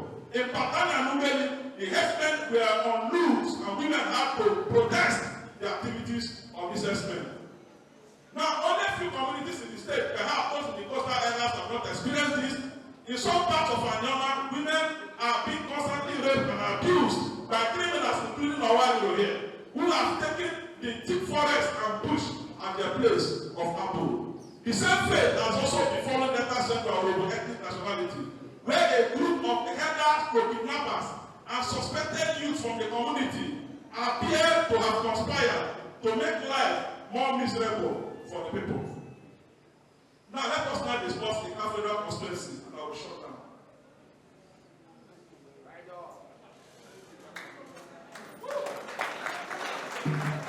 That's great. Can I have water?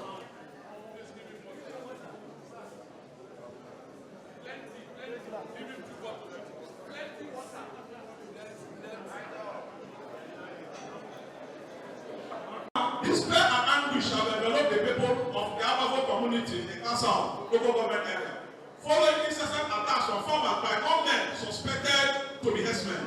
Sunday Vanguard one time reported severally that herders are taking over farmlands at the former Ope, Oyoko, and Obia in quarters in the Car area. Other focus areas of the attacks, according to Aru Elites, a social club of professionals of Abavo origin, are Abavo farmlands close to the Warri Itaka railway line, running through Abavo as well as quarters of Abavo, and the road linking our kingdom in the Car Northeast local government area to Abavo community. Though reports of attack by suspected herdsmen started some years ago, the ferocity of the attack heightened in the last 1 year, with over 10 persons, including the pioneer chairman of the People's Democratic Party in Abavo Ward 10, and Francis Amamusa, killed in their farmlands, and about 50 other persons kidnapped for ransom taking, is making it more worrisome even as I speak. Now, it was sometimes reported that suspected herdsmen struck in Abavo community, invading the home of a 55-year-old farmer, Mr. Friday Debefumi, shot him dead and kidnapped his wife. Terrible. These are terrible instances. May never happen to you in Jesus' name. The kidnapper demanded 20 million ransom for the release of the wife of the deceased, Mrs. Antonia. Farmers are now afraid to go to farm, according to Onyeibe, the Abavo President General, according to that report. And you know what it means when these farmers now say they won't go to farm. Addressing the scourge of kidnapping requires now a multifaceted approach. And I want us to now do it slowly and look at the approaches. Then I will shut down.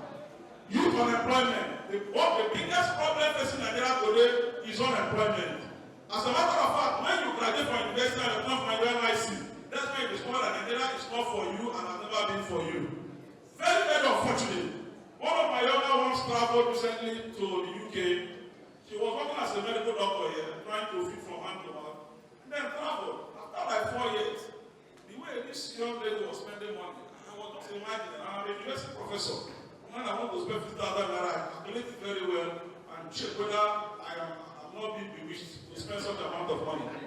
I'm just wondering. In fact, as a matter of fact, she sent me this watch, 150,000 naira. So how can you buy one for 50,000 naira? She said you deserve it. I said, okay, thank God it's a gift. So you can imagine that kind of thing. So the youths in this country are suffering. Elders, please help them. Help them. They are suffering. Help them.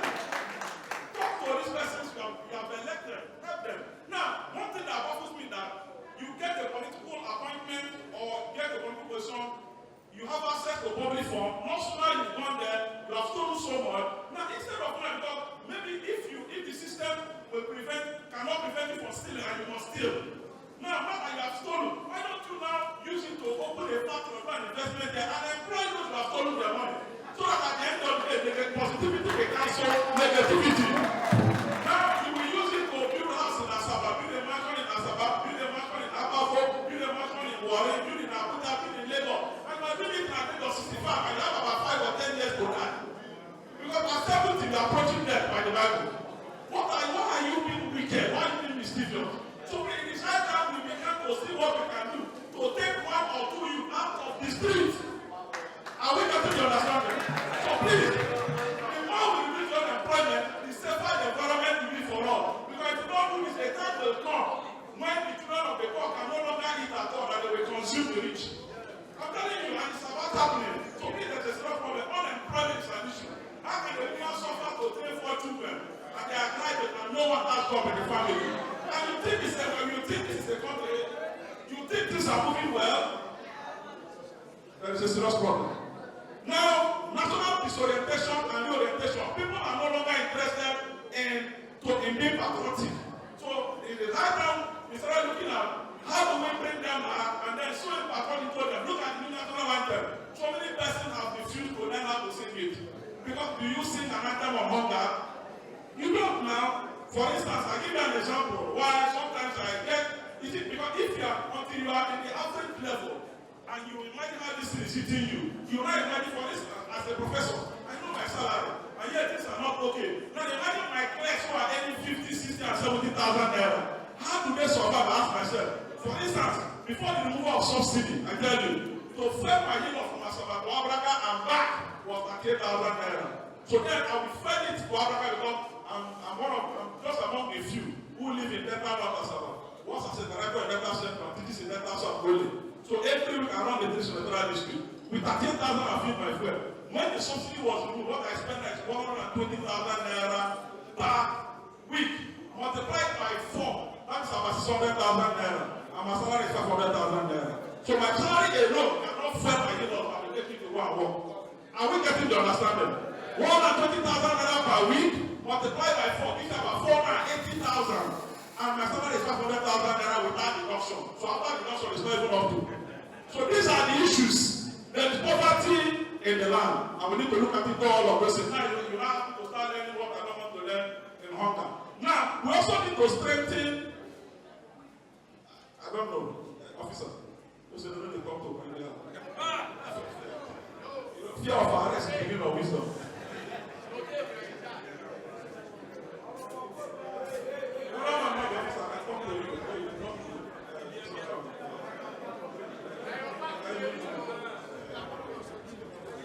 Can I go on? So now, we are saying also for the third solution, the enforcement measures. We need to strengthen these law enforcement agencies by deploying regular highway patrols, incentivizing them, making sure that they have the safety. Because sometimes, when you say the police is not doing enough, I don't like condemning them. From the point of knowledge, to one citizen, established already. The question is, we have about 220 million Nigerians. How many police officers do we have? That's the problem. We have an active shortage of officers, an active shortage of equipment. Are we getting to understand it? And then sometimes even to fuel their vehicle is a problem. Even their ammunition. Have you not seen the gun they carry? The AK-47, the one that is fighting World War. You think they are happy people also? When they lose their life along the line, nobody cares about their children, about their wife. The guy will have to struggling for his wife instead of looking for how they can take care of the wife. That is the problem. That is the issue. And so they are also human beings. So what I'm trying to say, government must invest more in security. If there is corruption, they should look for how to take the corruption. That is not what I need to look for. There is need for more investment. How you push by yourself, that's why they give that handsome video that was not posted recently. The wife has not seen. Children have lost it. They so rest the perfect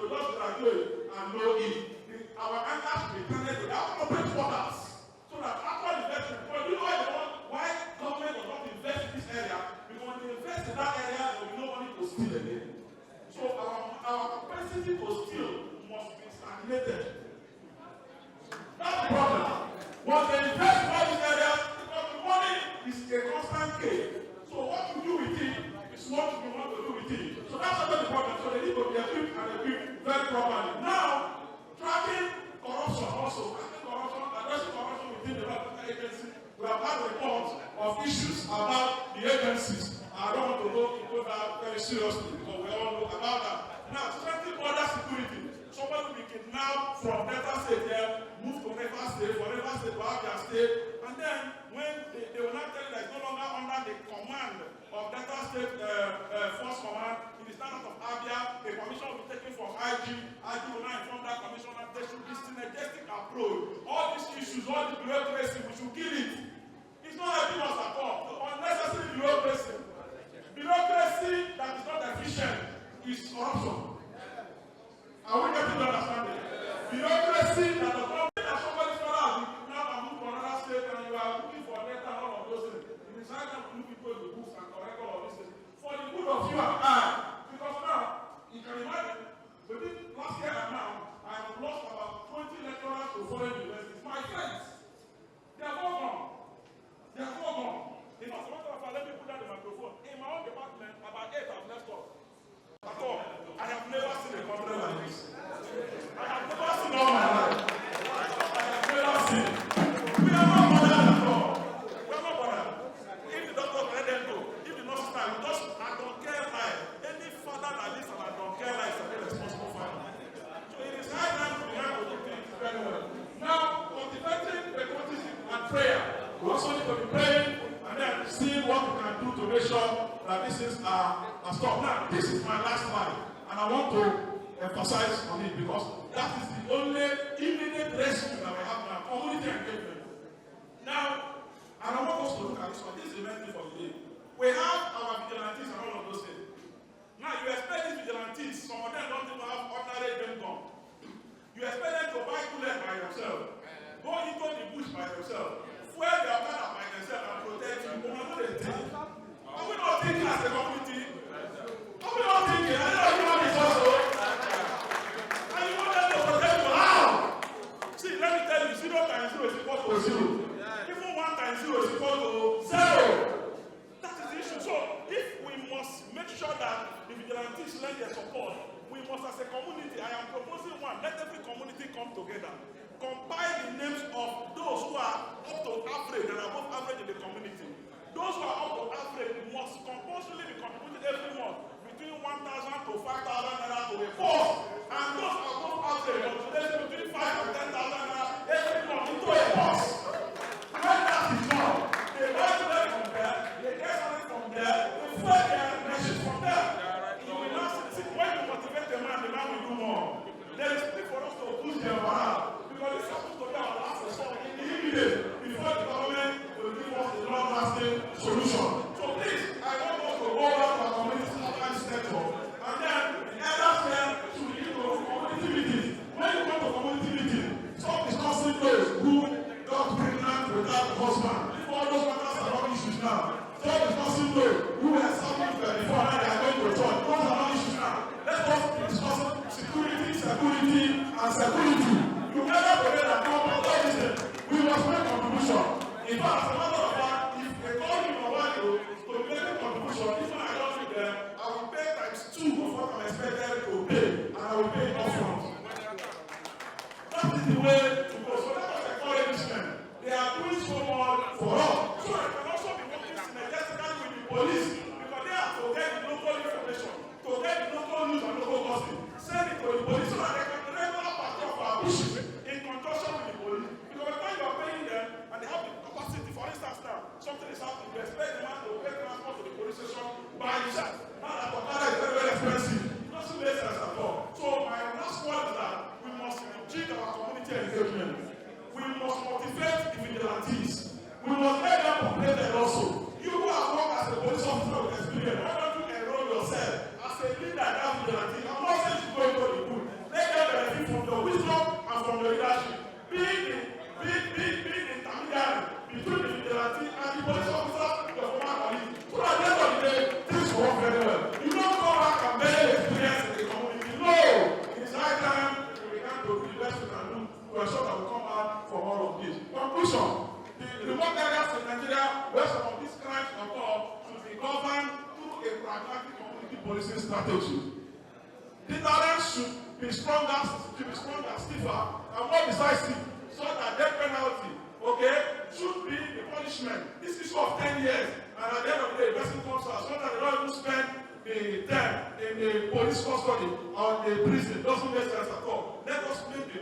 be stiffer so that some persons can be discouraged.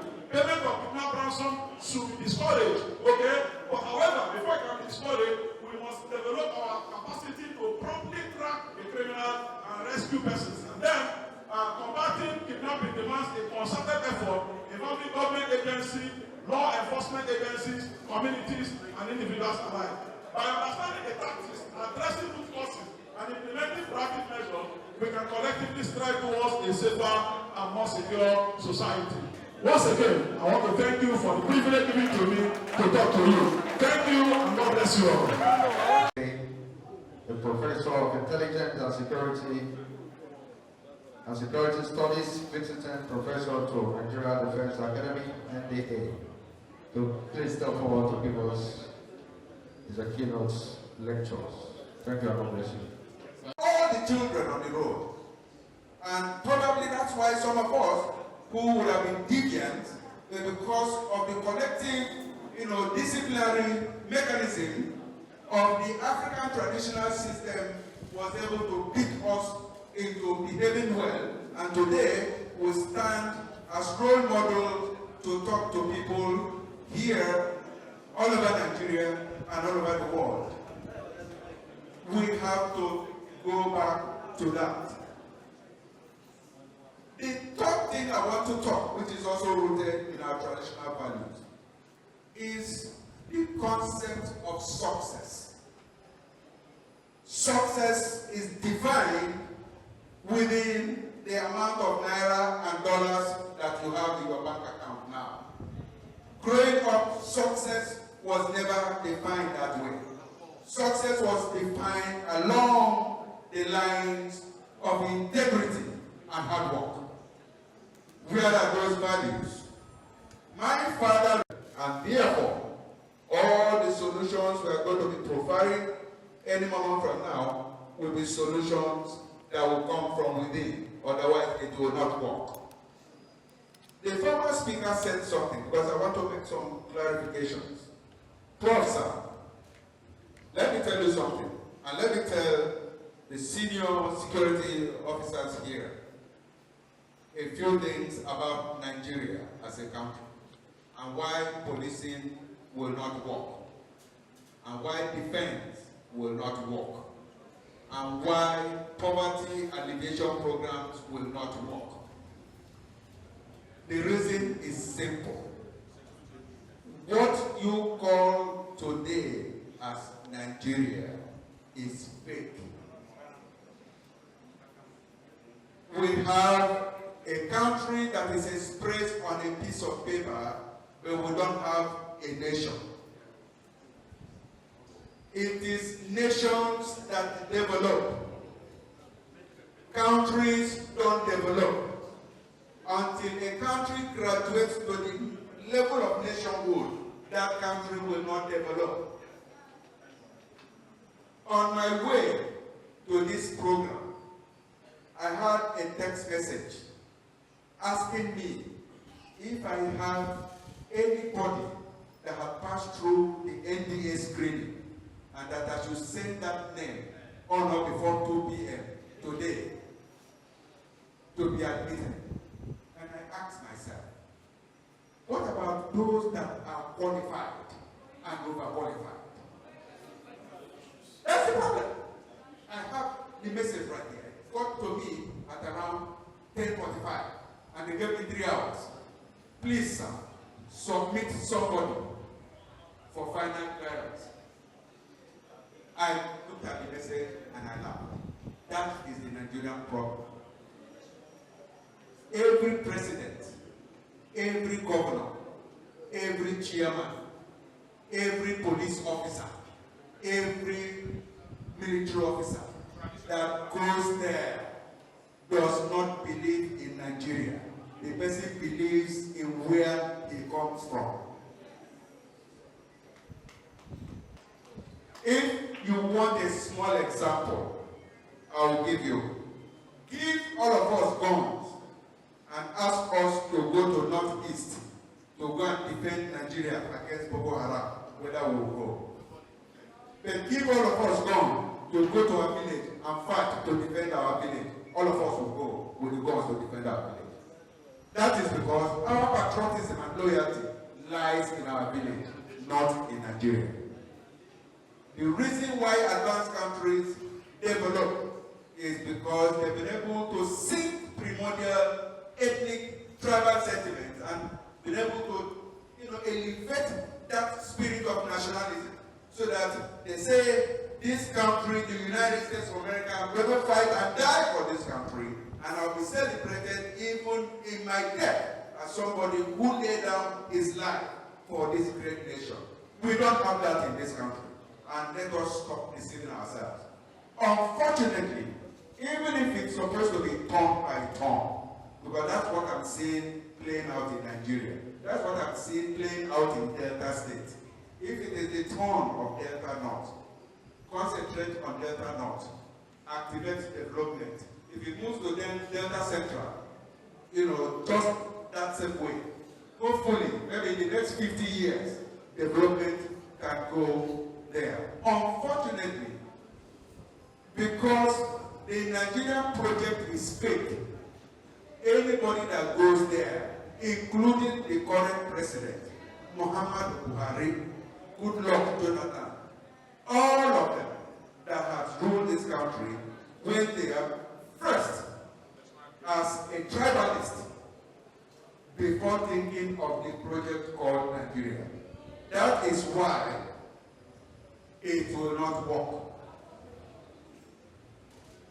So when we talk about kidnapping, all the problems we have encountered that my professor friend had talked about, the killer herdsmen here that are all around us, who are operating with active involvement of our brothers and sisters, we have to begin to look at how we can comprehensively solve our problems based on the originality of how Africans solve their problems. And that's where I'm also coming back to our traditional rulers. I'll go to the government. Sir, with all due respect, sir, you are the custodians of the culture, morals, and values of the society. Unfortunately, because the government is not serious so far, they have refused to give you people all the enabling powers that you need so that you can exercise that authority. Because you have the capacity and the spiritual backing to ensure security in your communities. If the government is serious about security management, the government will domesticate security management. Just like the professor said, the government will not just have its state policing, they should have policing even at the community level. That is how it works in all serious countries in this world. Africa would have done very well if traditional rulers are well empowered, if traditional rulers live up to their responsibility to ensure that that which ensure a near perfect society before this madness erupted in Nigeria can be returned. And therefore, whatever recommendation, whatever structure we are going to be designing today, you have to play a very serious responsibility. The religious organization, I've not seen the clergy here, they also have a very serious responsibility. I have some problems with Pentecostalism. I am a member of a Pentecostal church. Sir, I have some problems with Pentecostalism. When you preach on the altar and ask a jobless young man, a jobless young woman to claim that by faith he or she will buy a car before the end of the year, that's a dangerous preaching. You are not talking about how to fuel that car. You're not talking about how to maintain that car. All you tell your members and tell them to shout hallelujah is that by December you're going to have a car and you're going to fuel that car out of joblessness and by faith. The same Bible that I've been privileged to read that says, he that does not work, lately, not it. I don't know where the gospel is coming from, but the gospel is very popular among Pentecostal pastors. So they are part of the problem. I may not be able to speak authoritatively about Islam, but I want to also believe that Islam has a role in trying to narrow down on the gospel of instant wealth and rather preach the gospel of dignity of labor, hard work, and patriotism. I believe that that is what that can sustain us in living as normal people and de-emphasizing this madness for instant wealth. Now, for the government, we have a lot of problems, like I said before, but it's not a hopeless situation. We must start a national orientation revival template. If possible, or I used to say, tell some people, or probably we may allow this system to degenerate to a terrible level and die off via a revolution. That is how societies progress. Most of the good societies you have here had very terrible times, but things became so bad to the level that there was a revolution and people started, a new round of thinking. And those countries are doing quite well. Otherwise, my take is this. My able professor said something. For those who steal, you can reinvest. Indonesia got their development from stolen wealth. All that the politicians stole in Indonesia, they reinvested into Indonesia, and they are doing quite well. Then, in terms of intelligence management, which of course is my area, permit me to say this.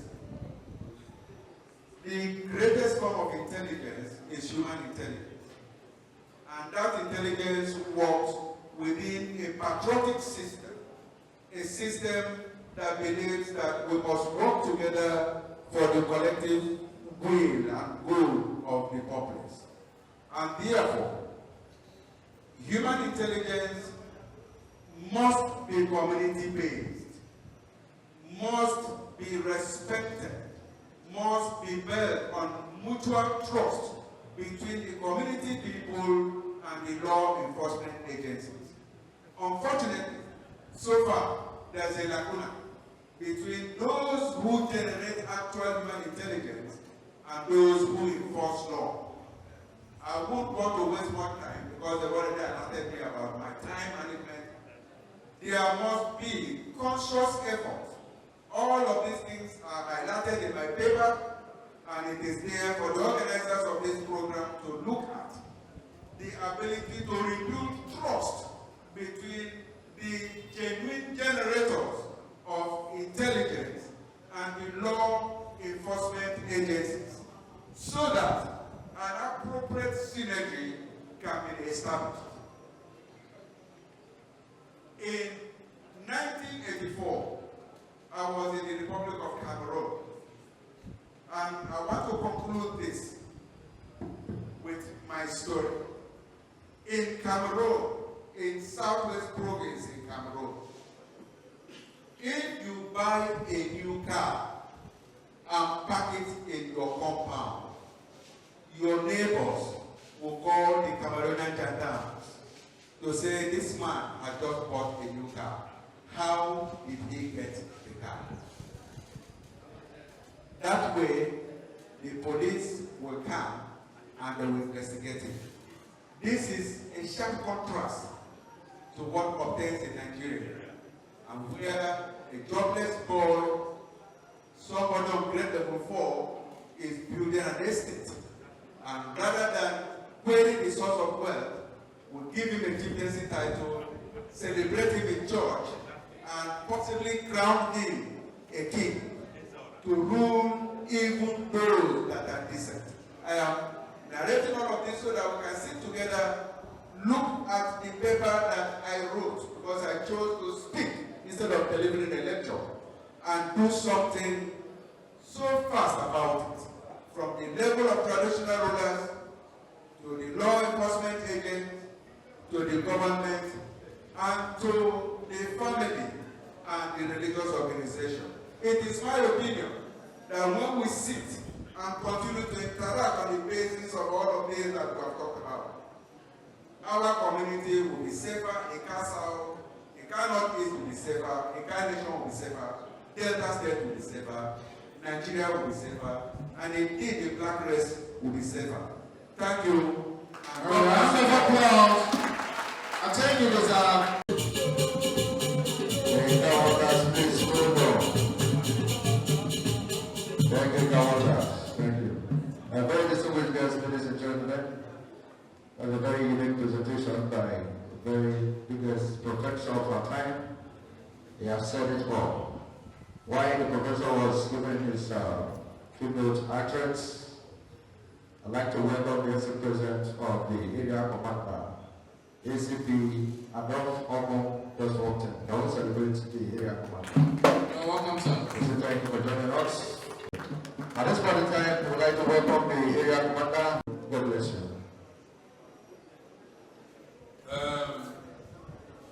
representative of a good government and people of Delta State. Gentlemen in the high table, scholarly persons who have said it all, traditional rulers and representatives, members of the public. Adolf Ogo is my name. I'm an assistant commissioner of police, the area commander, Agor, comprising of 8 divisions, from Obiaroko to Umurede, Igbodo, Galilee, and its likes. I was posted there on the 24th last month, reported on the 30th. Since I reported, I have not rested.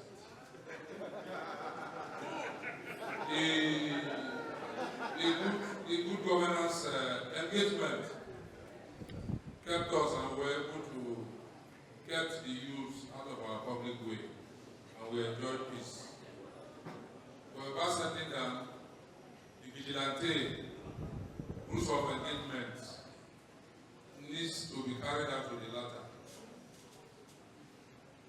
As I speak, community engagement, just like the group said, continuous engagement, resilience must be continuous.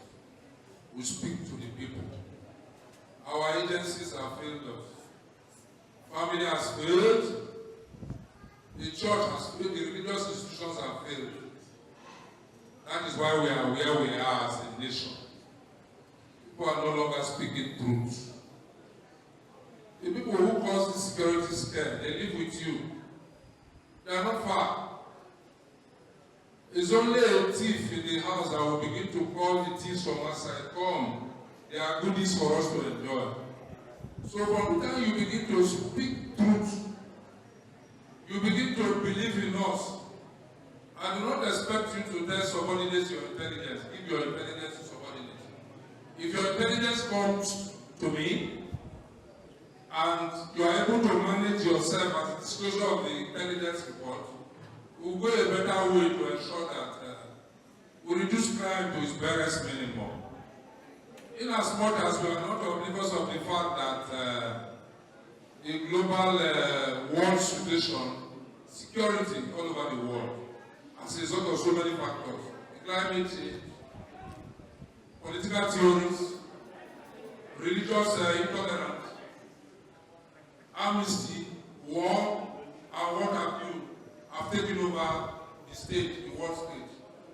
But we can on our own begin to go localized. As the lead agency, we cannot do it alone.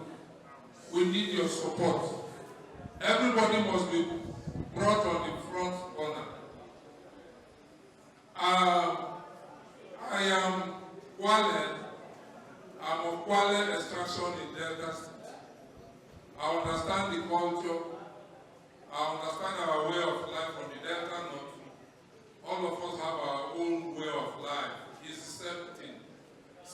religion, same people, same way of life. I do not see reason why we should begin to have inclusion if we speak truth to ourselves.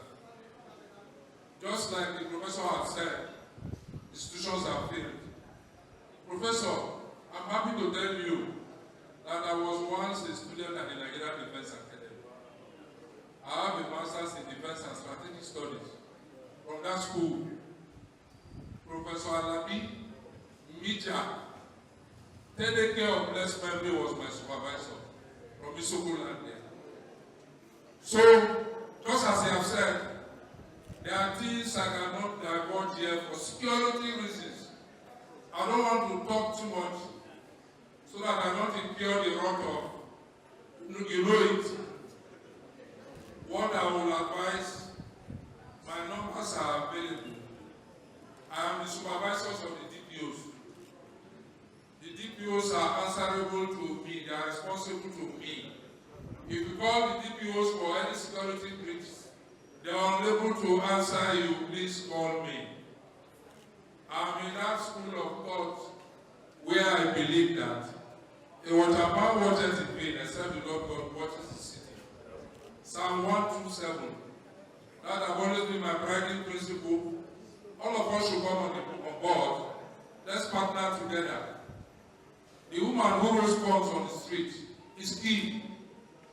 The woman who says Mama put is key. If they are able to believe in us, we will release this to his parents anymore. Nothing is beyond us.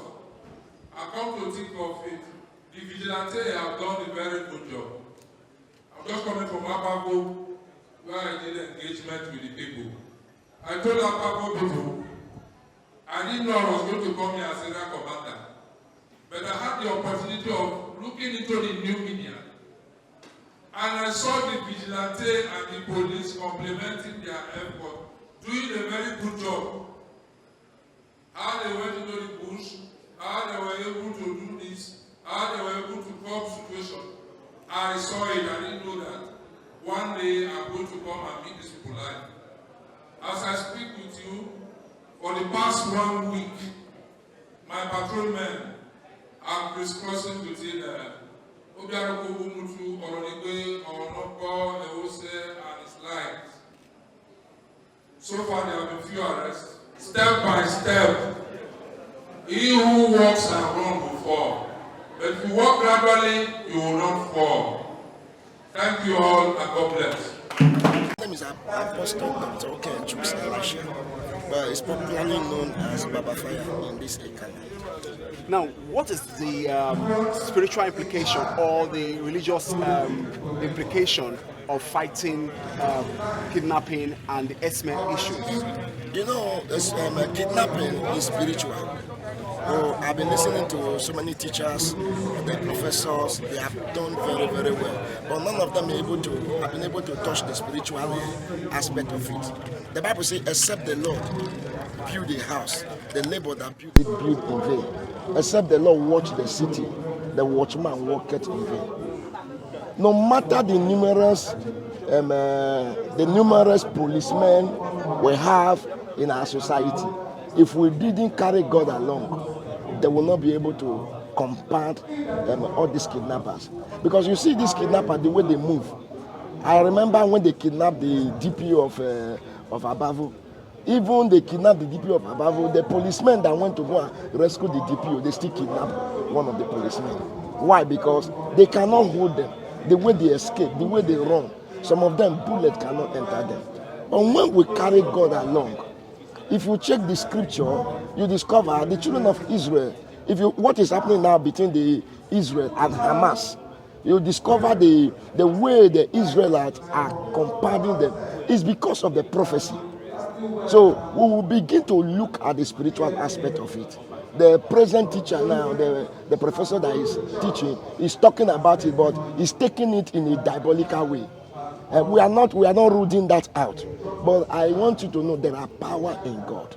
There are power in God. When you carry God along, like I move, a lot of people said, with your level, you're supposed to have a security around you and all that. Though I have security, but sometimes I don't move with them. Because Except the Lord watch the city, the watchman that walketh watch in vain. If I want to move, I hand over my journey to God. So I am imploring that we should recognize the place of God in anything we do. And that is one of the reasons why Nigeria is still going through what we are going through. The politicians, they are ruling, they are not consulting the spiritual men. If you check men of God, we have prophets in this land, in Nigeria, that if they close their eyes to pray, God can reveal things to them. Several times by the special grace of God, it's not by boasting. God has given me a prophecy in Ika Land that come to pass, so many. But these people, they think they can do it alone. Until Nigeria able to know that God is the only source of help, Nigeria will remain in one level. Thank you. Thank you, sir. Let's meet you, sir. Okay. Now, Chief Joseph Enuma, the Apple Dairy chair of ancient Apple Kingdom. Okay. Dr. Alwasa, I hope the Security Summit on the menace of kidnappers, herdsmen in Ika Land, a strategic way forward. Key home Ika going concerning this program and the way forward in home for Ika Land in terms of kidnapping and insecurity in the program is a laudable one, it's commendable. You see, like I know in Orope, I'm married from Orope. You see, every month, each house, each building pays some particular amount which they add for security outfit, where they are supposed to be with them. So which I think should be implemented in this same area. If that is done, I think it will help us go a long way in helping work security money. Okay, thank you very much, Dr. Emeka, sir. Yes, I'm Dr. Toyin Agbulaya, the special advisor to the governor on community development. Okay, so we just had a one-day summit on the menace of kidnapping, herdsmen in Ika Land, a strategic way forward. What advice can you give based on your opinion on insecurity and the way forward for the people? Well, I thank God for this seminar because the seminar came at the right time. And I also want to thank the governor of Delta State, Right Honorable Sheriff Oborowori, for a marvelous job he's doing concerning security in the whole state. The way forward is this: we will try as much as possible as a government to see that empowerment and employment is provided for the people. Because the Bible says the idle's mind is the devil's workshop. If the youth that are involved in this crime are empowered and employed, crime will reduce. I also beg them, let there be peace in the communities. And if there is the peace, development will definitely come to the community. No development will come in a situation where it's not peaceful. So let us work with the governor of Delta State, let us work with the government so that peace will return and development will come. So this seminar is really on time. And the menace of kidnapping, like I said there, it's not only to Ika, it's to all Delta State.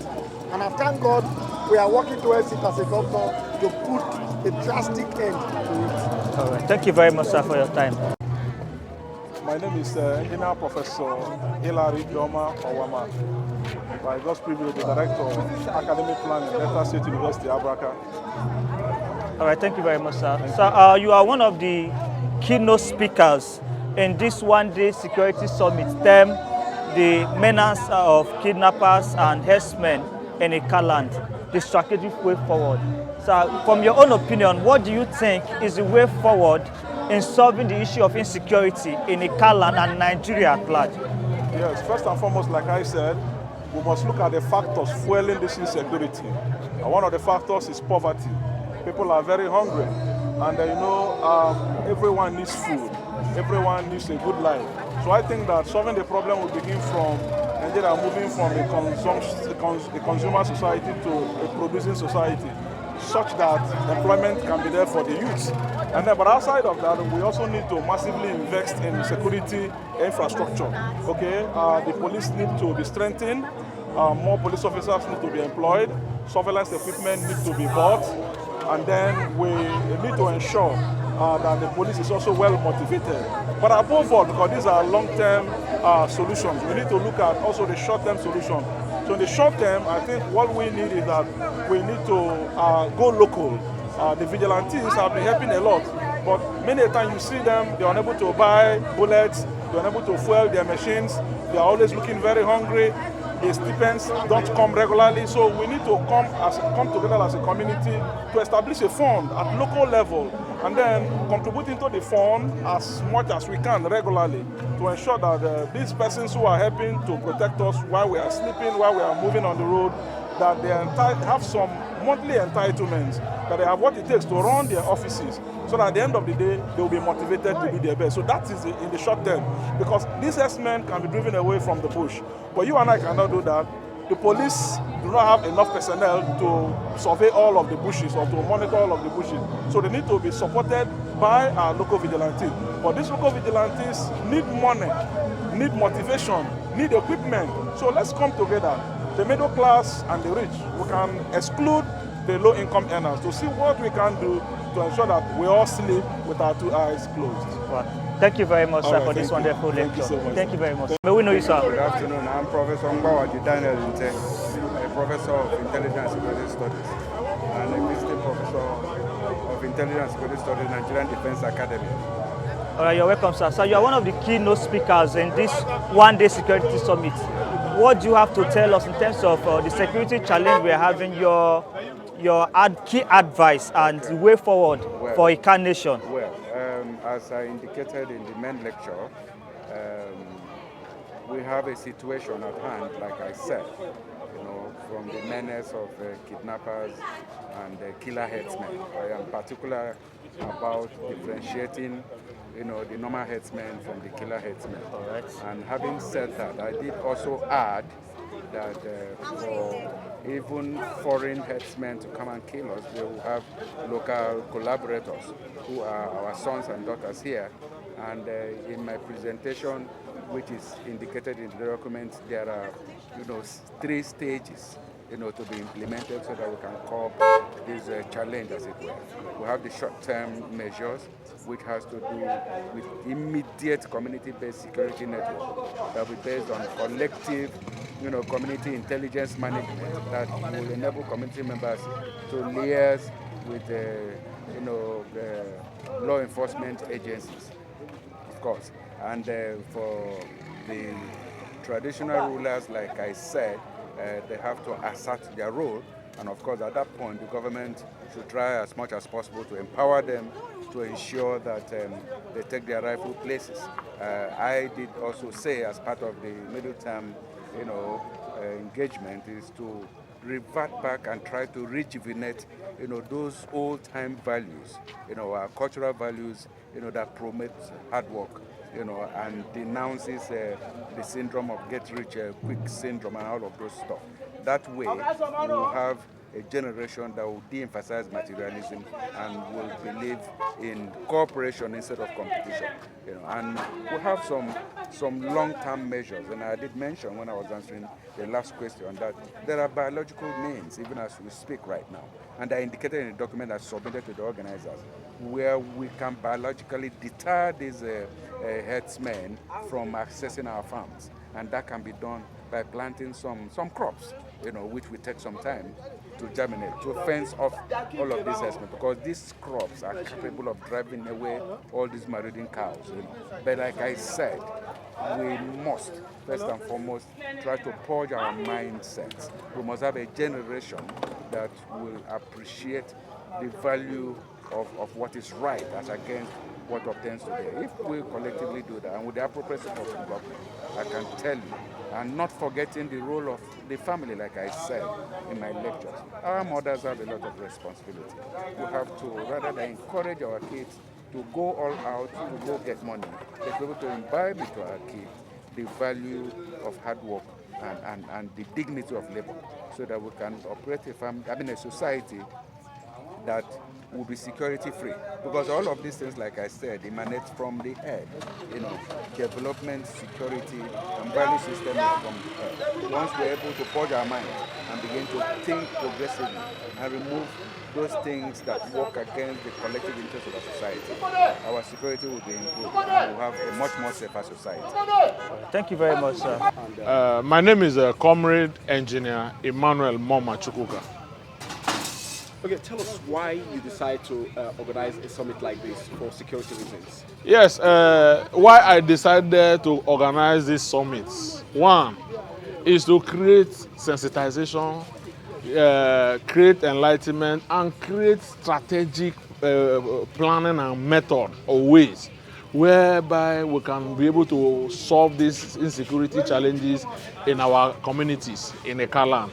Because it is already a cause for concern. It's a national disaster. It's already a cause of concern.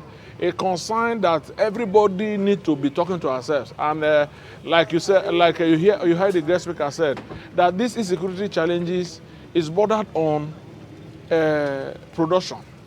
The farmers are no longer ready to go to farm, and they are in a challenging time. So one of the major reasons why organizing Security Summit, one, is to bring in resource persons with tax paying, to bring in professors that have spoken to us on the action plan. And I'm happy that today the special advisor to the governor on community development has whispered to my ear that this thing will be duplicated in other local governments. Aside that, he's going to talk to the governor about it. So the essence of this is to make sure that we start talking to our stakeholders, start engaging our people, start engaging all concerned, the security and parents, engaging youths, engaging community leaders, engaging traditional rulers, engaging government personnel to see how we can begin to bring out strategic ways to manage insecurity. For instance, like I said, now if it is not out of place for data for a Agbo and Abobi Munede Abavo to do a statistical database. A statistical database that will be able to make us know those that are in our community. So that when we know those that are in our community, we begin to improve on intelligence and intelligent gathering. Begin to improve on activities that will encourage implementation plan. A lot of suggestions have been given. The traditional, some of them say we should go back to traditional ways of checking crimes. The other way says everybody is involved. You see the area commander also telling us that everybody should be taken seriously in the matter. For instance, the one that sells food, the one that sells corn and all of that. So one of the major reasons is that, when there's insecurity, no community development. And that is exactly why, since that is my new assignment as a senior social assistant to the governor on community development, I am passionate to see that community begin to get development. Because if a contractor is given a contract to go and develop a community that like Ababo or an interior where you have these kidnappers and their dens, you see that they will abandon that project and nothing will happen. So the idea is simple.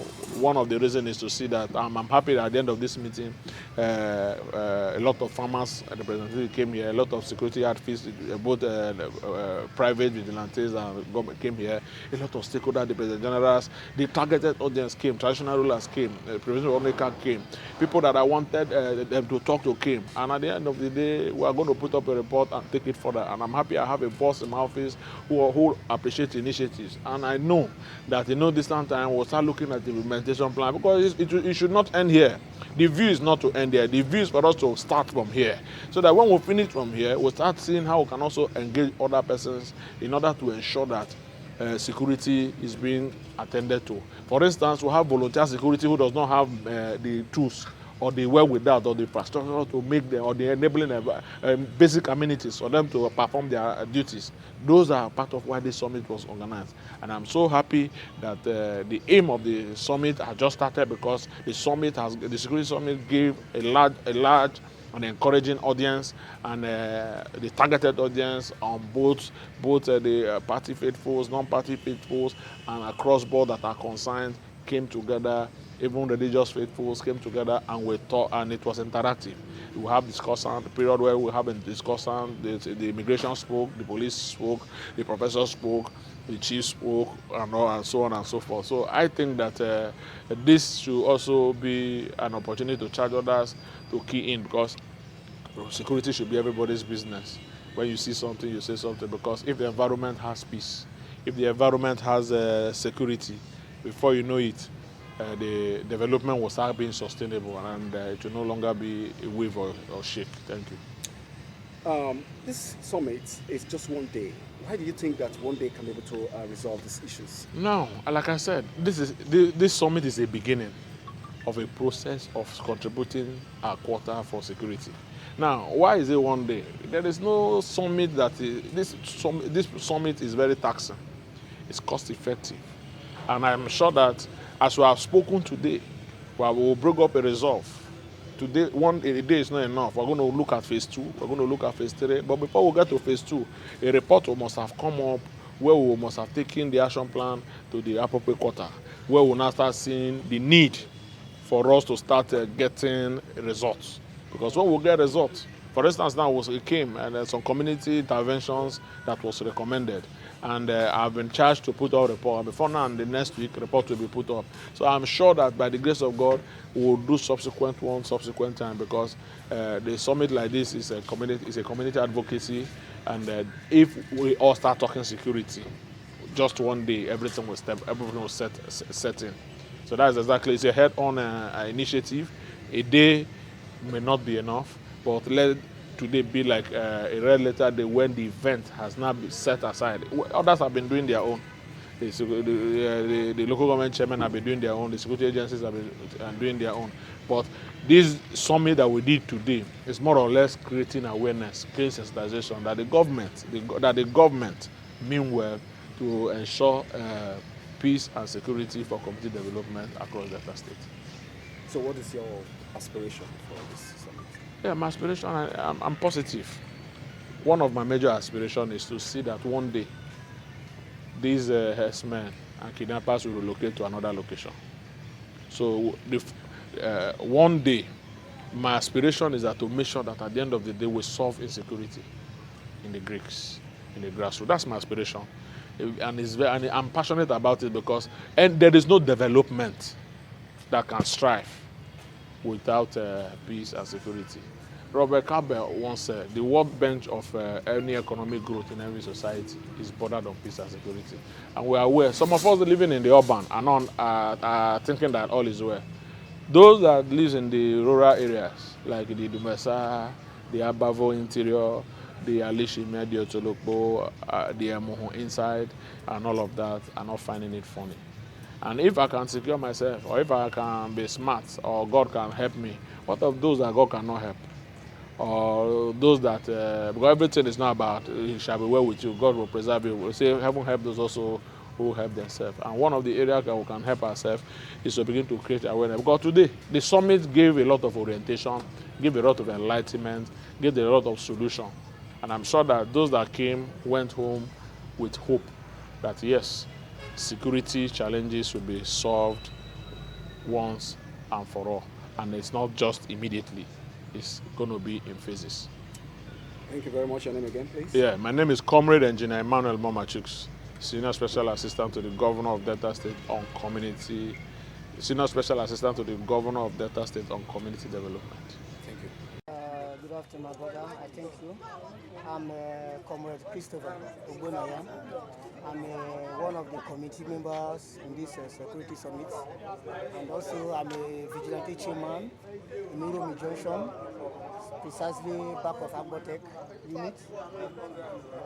All right, thank you very much. Looking at what we have today is a one-day security summit on the menace of killer herdsmen, kidnappers in Ika Land, the strategic way forward. In what way has your unit, your security unit, contributed to the guidance of lives and properties in Uromi Junction units? And what is your challenge and what advice do you have for the people and for the government? Thank you.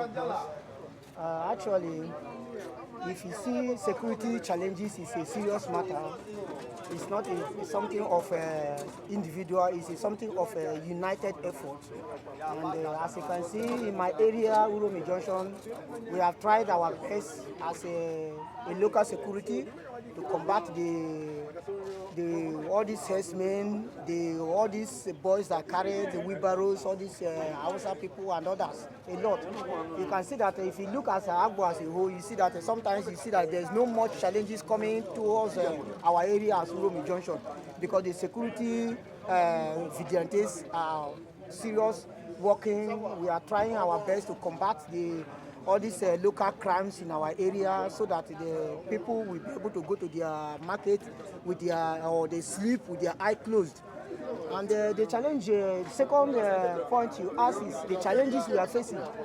The challenges we are facing there is we don't have support from the government. Precisely the local government, we don't have support. Even our leaders, they don't support us in areas of arms, in the areas of mobility. And you see that in that area, we, the local vigilantes, we are family people.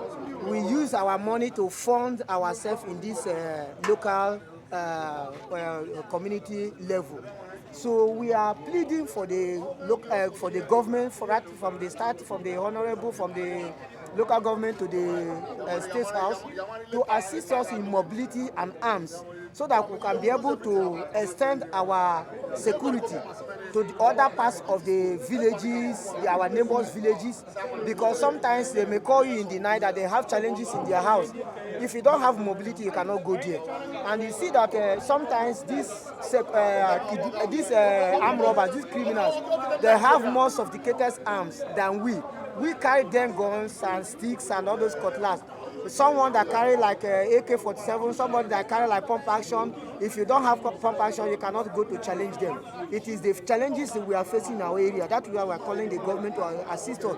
If we can be able to have something like a pump action machine that we can use to patrol, at least when they call us in such a time, like a late hour, that we can be able to reach to those local places. All right. Thank you very much, sir.